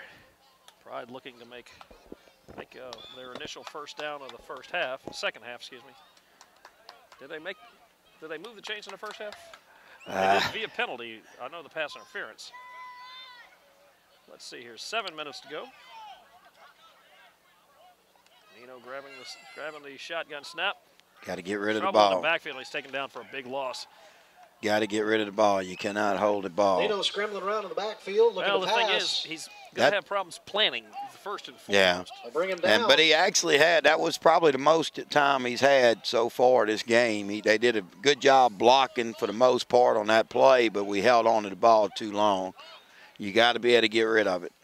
All right, so it's going to be 4th down and about 28. So it's going to be a punt. Pride have it deep. Looks like 4th in Springfield. Can't see the Fourth. number Ball on the around punter. the 13. The first score of the ball game was a non-offensive touchdown on a block punt return. Let's see what happens here, as there are 3 Knights back deep. I'm going to tell you what, you got to be tough and strong to be quarterback in this league. I will say that, you know. And we're going to have a penalty. Is that going to be delay game? It's raining Too many flags. men. Illegal participation? That's illegal. No. It's a 5-yard Legal penalty. participation against the Pride. Well, I mean, you got to think there are a whole lot of kids Yeah. on both 12. rosters who, Back if 'em they up to around did not Killian. attend college, a few of them had 3-2 scholarship 4th down. scholarship offers. So you do have college. You have as there's a snap. They got it off. Ooh, could get a turnover. Ooh, pops up with a big hit. You do have some Pretty Division short I return caliber that time. athletic athletes on the field. A whole pack of Pride all over that punt return. There's a kid who plays for Fresno City Community College in the fall, but his scholarship is not offered in the spring. So he's back here playing over here to stay in shape. Louisiana Pride, of course, is semi-pro football, and they are sponsored by the Grove Recovery Center. You can give them a call anytime, talking about the Grove, not the Pride, at 225-300-4850. They offer a wide range of substance abuse services, including care with housing, group therapy, individual therapy, intensive outpatient, partial hospitalization, and outpatient with family services. That is the Grove Recovery Center. Also, Don's Seafood and Tacos and Beer are sponsors of the Louisiana Pride. As Shields takes the high snap, looking to his left, he's got a receiver down there. He just turned the wrong way. Shield burns one deep. Falls incomplete, and Intended that's for second Brown, down. incomplete. Now, as a coach, would you be looking to light it up here, or would you just looking to run the ball, go home? Well, I haven't seen them look to run the ball, go home yet. Oh, yeah. I don't think they're ready to give up as far as scoring more points. You know, and sometimes you have to wonder about things like that. You know, it's repetition you can be getting against a live play, but I just don't. You know, a lot of times I don't like the way that goes, you know. Shields with the screen. But they're not calling off the dogs, I can promise you. Nixon gets pushed That's out a of 2-hour bounds, it ride looks like. home. First of all, okay, this is one thing we haven't discussed. Road games. Do you know how much logistically they aren't fun for you? Could you imagine what it is for these guys? Ooh, no, I don't even want to think about it. Players are basically responsible for getting there themselves. Oh, are they really? So when you got, so hopefully they're there when you get there. Yeah. Okay. Yeah. I mean, think about it. How do you get your equipment to your ball games? They go with us. They ride with us, but we all ride together. Everything goes at. I'm gonna tell you, my first year as head coach, I had my equipment in one vehicle being pulled in a trailer, and we get to the ball field, and my my administration that was hauling our pads comes about 30 minutes late. And we was opening up. We was playing Kentwood, Kangaroos' first road trip as a head coach, and you get there and your pads are not there. So we taping and all that stuff was all in the trailer. So now I quit doing that. We take everything with us, and when we pull out, it goes with us. I know when we get there, it's going to be there. Shields takes a snap, looking left again. Good coverage. And you notice they're not Shields pass in. calling the dogs off. No. They're slinging it. No. Well, yeah, speaking to Charlie King and Randy Whitney, he said they said that obviously road games are not fun. No, I can't imagine. Now, a couple of years they've had to go up and play a team in Memphis, so can you imagine what that's like? No. As far as the team's location Second that they and 10. play, is it, I mean, Louisiana, Mississippi, Louisiana, is it? Mississippi, they've had some Alabama teams. They do have a Tennessee team. Okay. Basically, you've got a round robin with obviously you got the team in Springfield. You've got the Louisiana Eagles from Baton Rouge. You have, I can't remember what the team from Lafayette is. You've got the Knights. It's a 6-team league, if I'm not mistaken. As there's a handoff to Dixon. Dixon gets into some trouble in the backfield, but gets out of it. And he is Nice now with the run around inside the left. 20-yard line. He'll pick up a few third yards. down and about 5. It's going to put him in a 3rd down and 6 situation.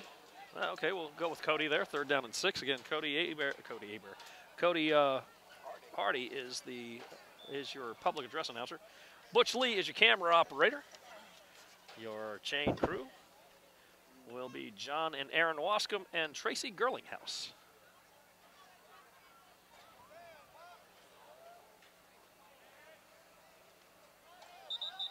And we have a whistle to stop play. In yellow. This game, okay, Scott, normally the games kick off at 6 o'clock. This one was backed up to 6:30 because Albany had a baseball game. Okay. And Cody is against the Knights. Cody is a public address announcer, and I think he may also run the scoreboard there. By the way, the Back Hornets 5 knocked yards. off a team from over in Karen Crow by a score of 7-5. Okay. So congratulations to the Albany Hornet baseball team. for 3rd their down. win. And I'm going to mention it. LSU won a big basketball game today with 1.6 seconds left to get the win over Maryland, and they are advancing to the Sweet 16. Who do you have? Well, it ain't Sweet 16. Is it Sweet 16 in men's let's call it, basketball? yeah. Shields in some trouble, looks over the middle. He's got somebody Got him wide open open and for a score. That was just a blown coverage. That Shields makes it with a pass 36 over the to middle. nothing with Touchdown 1:57 Knights. to go here in the first half of play. Who do you have? Who do you pick for the NCAA title? Oh, I'm watching LSU. I don't do the pick 'em stuff. I like to follow LSU basketball. I follow anybody that's in Louisiana that makes it to the tournament, and so I'm not a avid basketball person, but I do try to follow our in-state schools. Well, I've got a friend of mine who's the head coach at Virginia Tech, so I've got a pull for the Hokies, also being a native of Virginia. As we await the snap from Shields. High snap. He's going to roll to his left. He's left-handed, though, so he's rolling to his natural side. And it is Shields dancing all around in the backfield. Jumps the ball toward the end zone. Flags is flying it going to be Let's see what the result on the is. offense? We'll see. I've given up on calls. I've given up on trying to figure out what zebras are going to call. What do you think? It's been a rough year for Louisiana when it comes to the stripes. And the Knights are walking off the field, so obviously it's going to go against them. So pass interference. It's an offensive pass interference will be declined, so it will stay 36-0 with 1:52 to go in the 3rd quarter on Action News 17.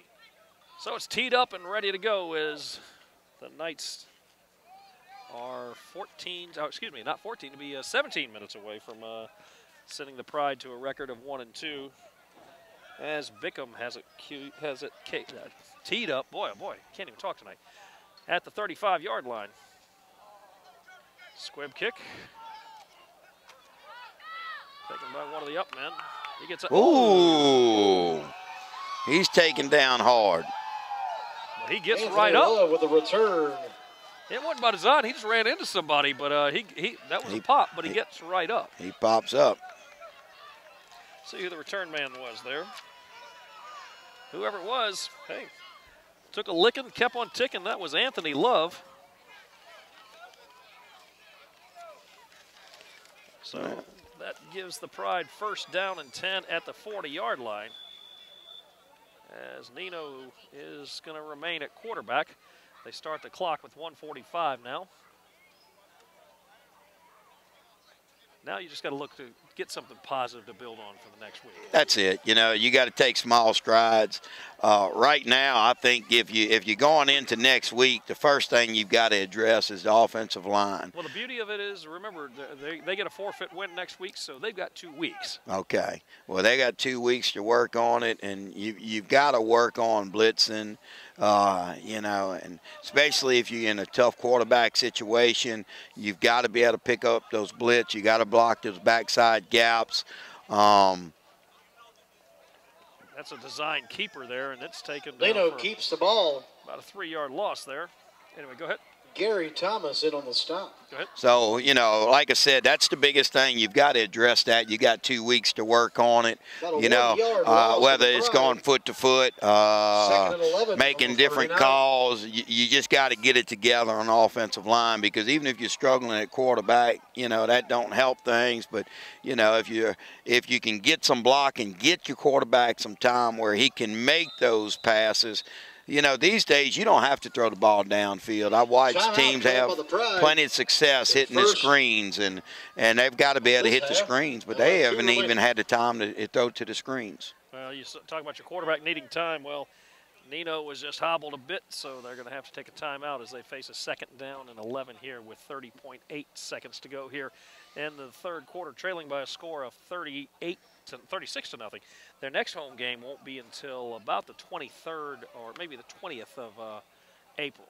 They take Easter week off, so maybe the 27th. It's after the Strawberry Festival and after Easter. So they will have 3 home games left.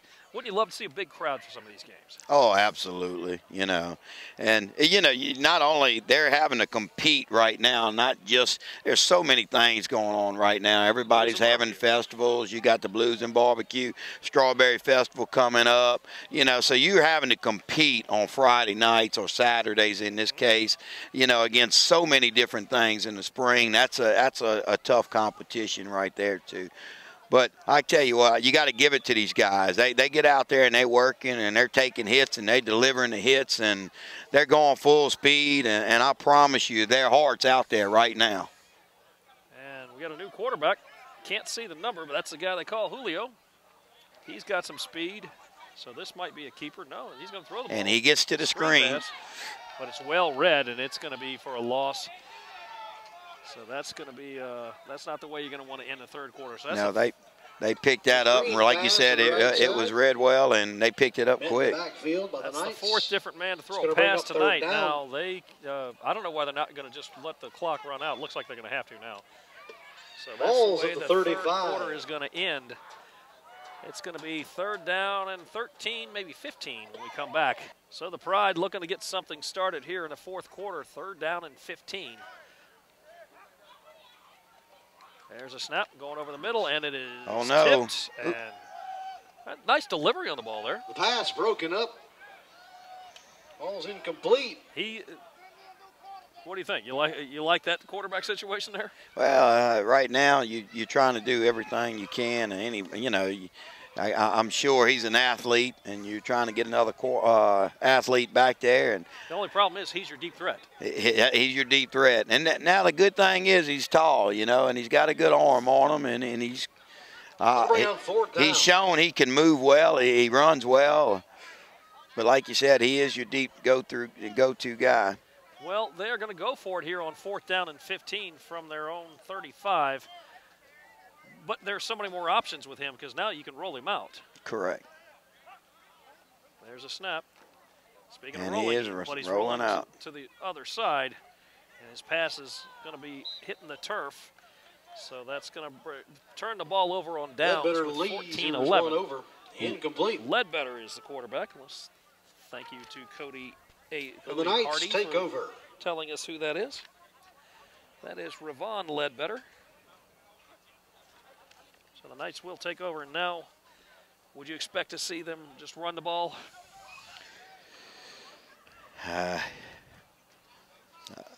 Good question.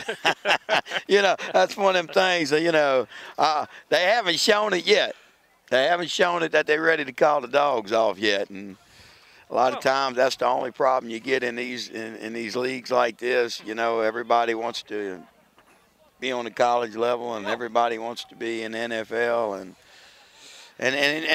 on their part too, not many offenses is meant to run the ball, so it's geared more towards passing. So you change your offense when you get in a lead like this.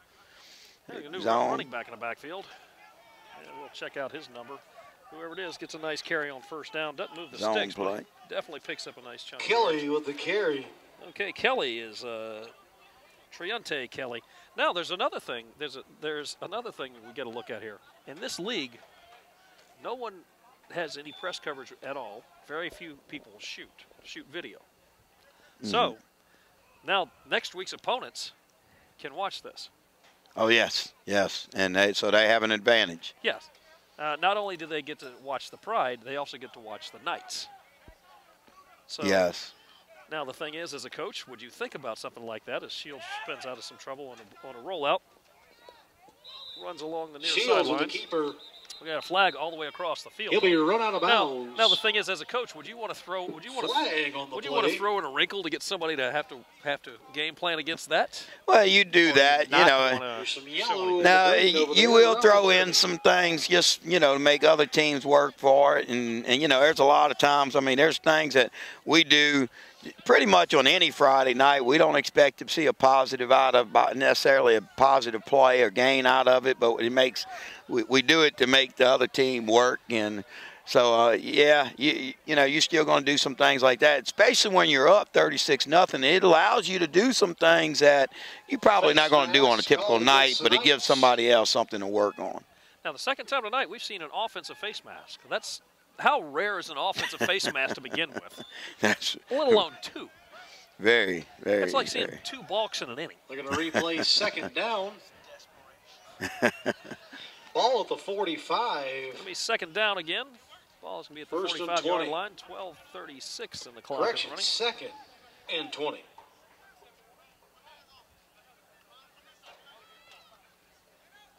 Shields is in the shotgun. We've seen him under center once, and that was on a two-point conversion. Actually, no, on a quarterback sneak for a touchdown. Shields looking long. He's got a man down there, and it is going to be incomplete. Shields goes deep. Late flag. Yeah, that is a late flag. If you're going to throw it early. Don't get talked into it. No, I think he thought it was, but he was looking at the sideline judge. He wanted another angle on it because he grabbed it quick, but he never did throw it. As he looked at the sideline judge, he just kind of confirmed it for him, and that's why he threw it. But to me, if you got a question, why do you throw it? Yeah, that's the whole thing. If you got to question it, why do you throw it? Especially when you're sitting there in a 36-0 lead, why do you, If it's a question about it, you don't throw the flag. And they're still going to talk about it. Well, it looks like they're going to let it stand. So what do you think about having just 5 officials? Now, that's league-wide. That's what kind of difference does that make, you think? Well, and that's when it comes to money, the expense and stuff. And, that's why they do it. It gets expensive. Officials nowadays, you're talking $1,000 for a game, and like you mentioned here, you might make interference. A few $100s or something like this. So it's expense out of your pocket a lot of times. First down for the Knights. Well, yeah, it's $500 first and a goal night. From the 10. Basically, the officials all make $100 a night. Okay. But and sometimes the crowd doesn't pay for that. Correct. Sometimes it takes even the concessions, or sometimes they just eat the loss. As Kelly is in on the Kelly looks like he may have cracked the 10-yard line. Brings up second down. But so there, it's a flat. It's one flat. You see, and we have in high school, our officials. It's adjusted. Depends on what certifications they have, and on how much they pay. Second and goal. Ball around. I think it's a flat rate of $100 per. Shields looks to his left, and it is great play. Away. Shields looks for the end zone, incomplete. I believe that might be Shaq Smith on the defensive effort there. So third down and goal now. As they have not stopped the clock. So the Knights trying to add to this 36-0 lead. And they have not stopped throwing it. No. No. Unfortunately, they have not. There are 2 receivers to the near side, 2 to the far side. We saw Dixon go almost the entire first half, or excuse me, almost the entire first 3 quarters, and now Kelly is in the game in the backfield. Shields pass hits the turf, and now it's fourth down. Shields just a bit outside. He gets that ball out quick, So we're getting some pressure back there as the game went along, has gone on. We've gotten some pressure back there, but he does a great job of getting the ball and getting it out of his hands like he did there, but he underthrew it. Well, with the exception of kickoffs, we have yet to see the Knights try anything on special teams. So obviously they're going to go for it on 4th down here. They have yet to punt, kick a field goal, or extra point. So, and been quite successful at it. You know, they have the best punt team that I've ever seen. They don't have to punt. Yeah. Unfortunately, it's worked out like that. 9:42 here to go in the 4th quarter. As Shields tries to draw him off sides. Well. Yeah. Okay, what do you think happened there, Coach? Flag on the play. I believe it's going to be offsides. Did he make contact? Or yeah, okay, yeah. The official on this side is pointing, so it's going to be a free 5 yards, half the distance to the goal.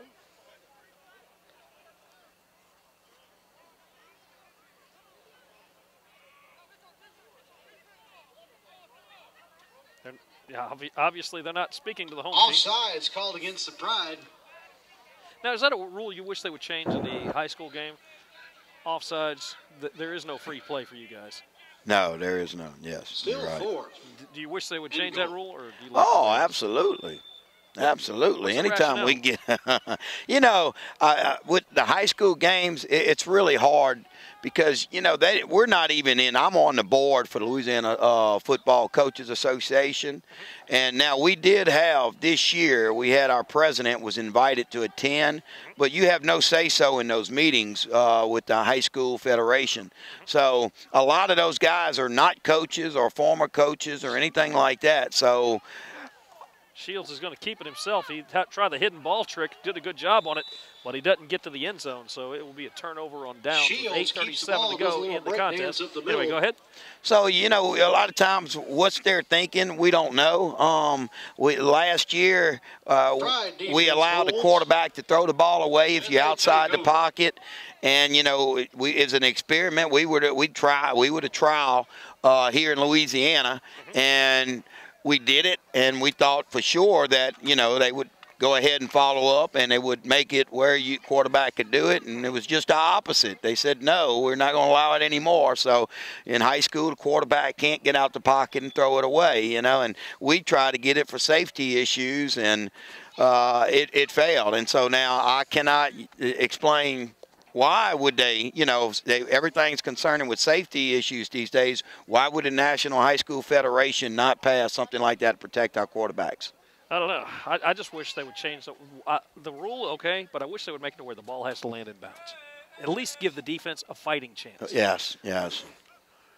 Ledbetter is in back at quarterback again, and his pass is tipped at the line of scrimmage, falls incomplete. As looks like they're going to let the clock run a little liberally here, as it is going to be 2nd down with exactly 8 minutes to go in the contest. You get what I'm saying, though? If you just send it to the stands, that's just a free pass. These days now, you know, everything's geared toward their offense. You know, it's about scoring. That's what the fans want to see. That's what sells tickets and so forth, and that's why they do what they do. Yeah. Quarterbacks are protected. The wide receivers are protected. The guys that aren't protected are those defensive guys. You know, they're not protected. It's, you know, it's too easy to get a flag on, and it is what it is. It's all about the offense, and that's why you'll see things like that. They won't change because they want to keep the offense rolling. Speaking of offense rolling, Ledbetter's going deep.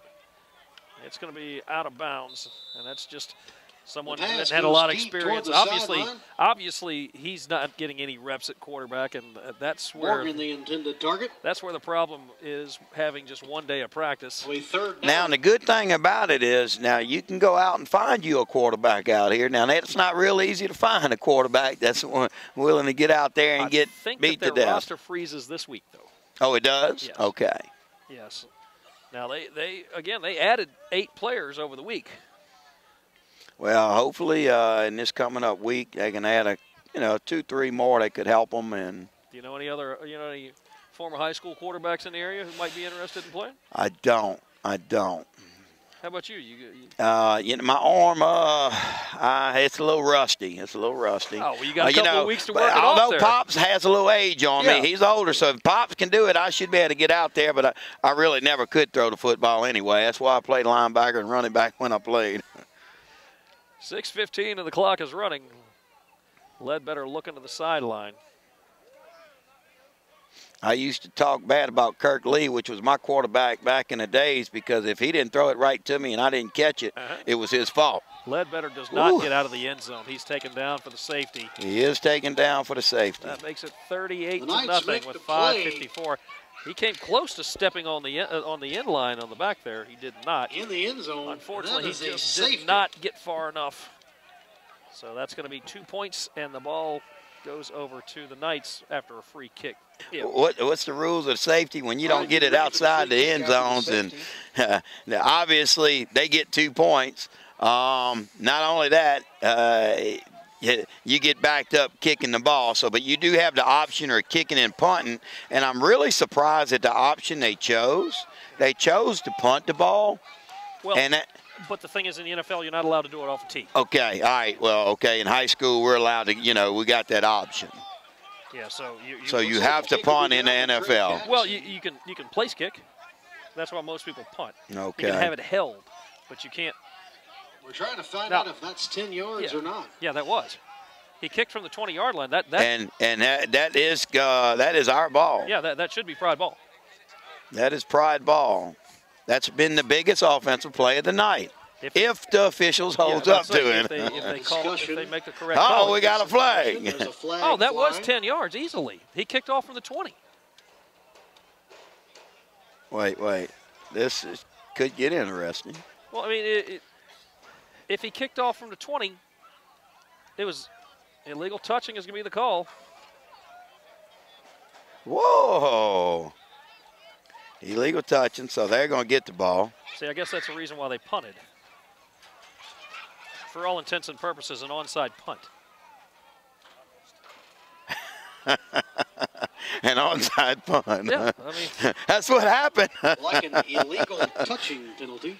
So that's going to give. Illegal touching penalty is going to give them the ball back. Yeah, the Knights at the 45-yard line. So I guess they're saying that Pride did not allow them to get the reception, that maybe we made contact with the person receiving it.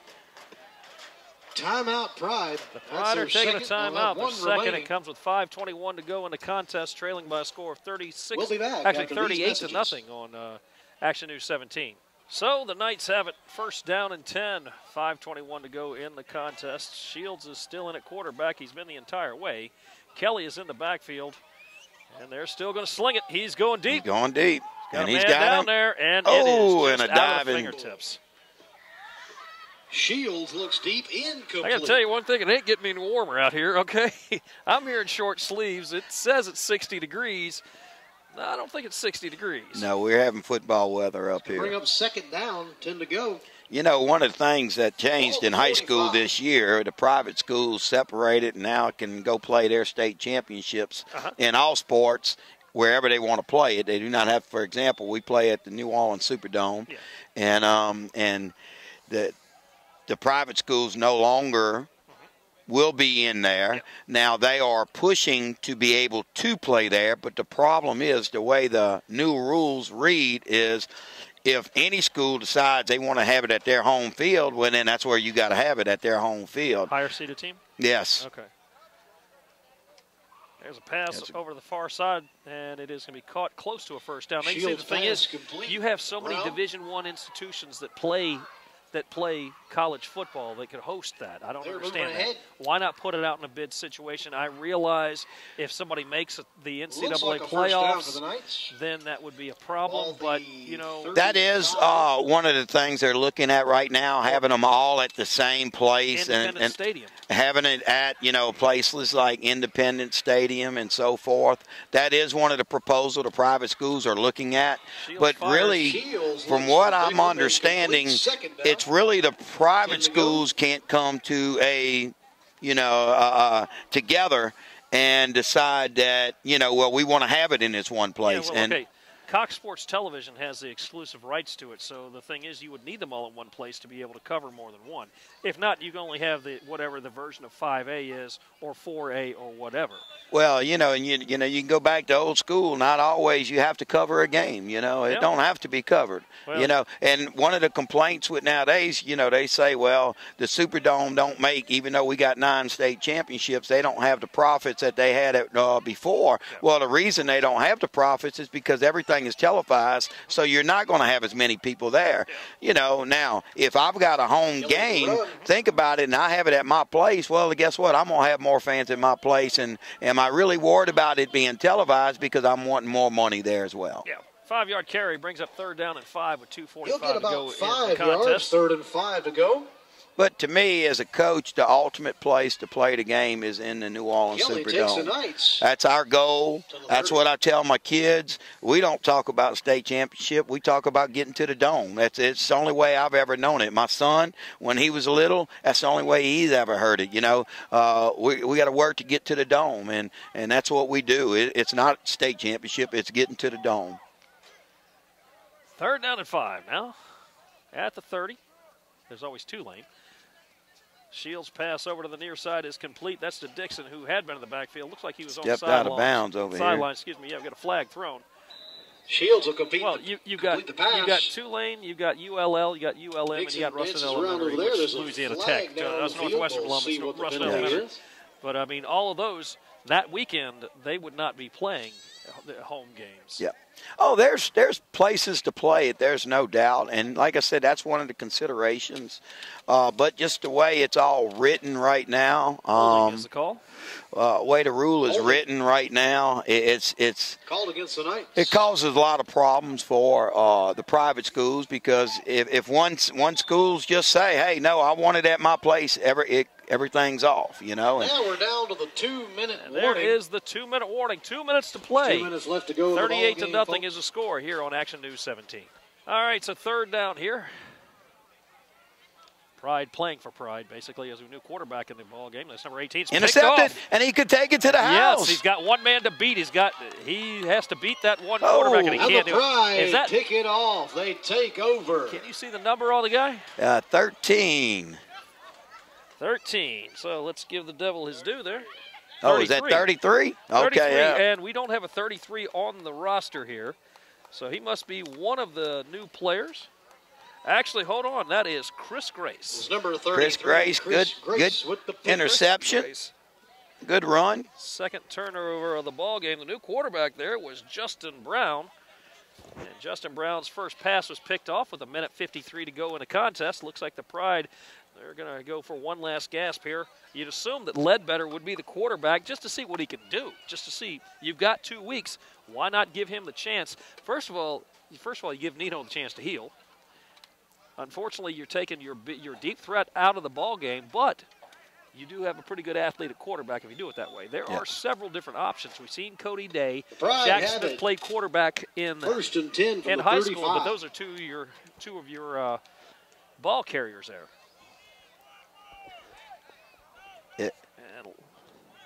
Well, I tell you what, they've got, you know, it's a lot of planning and you know, some things to fix, and I'm sure they'll get together more, and thanks to you tonight, they'll have a film to watch, and they can make some corrections and find what they need to work on. And it's not really just about the quarterback. Sometimes it's about the blocking on the line, and that's like we've talked about tonight, and we said that some things that needed to be fixed. Ledbetter in the shotgun. He goes long. He's got a man good down arm, there, but it is picked off. He was going for Morgan. Looks like we're going to have possibly a face mask penalty, as Dixon was a man who made the interception. The Knights will pick it off. He obviously has a good arm. Yeah. Retake possession. Dixon on that pick. And Ledbetter was going for Morgan. Morgan's a pretty good athlete there. He is also a deep threat. But the whole thing is, how tough do you think it would be to work on timing between? Well, you don't have much time to work on the timing. It's all quick, and you know, to me, that's where you got to work on the short game. And in the past, in previous years, is some of the things that we've had to do. You know, especially when there's line issues, you got to work on getting the ball out of your hands and quick. And they're going to fix that. Like it's the second week of the season. Yeah. I had the same situation this year at Independence. We had a lot of line work we had to do. You know, we were fortunate enough to get into the second round of the playoffs. But I tell you, it was a long. You got to get through the season, and you get better every week, and that's what these guys got to do. They're playing one of the best teams tonight out there, so they've got time to fix things. Yeah, and the thing is, at some point there was a breaking point that was reached, but they held toe-to-toe. It was 22-0, but 2 non-offensive touchdowns, and the only touchdown, the only offensive touchdown after the penalty, I'm assuming that would be a block in the back or something to that effect. The only offensive touchdown was on a 4th down pass where it looked like the DB just got beat. Yes.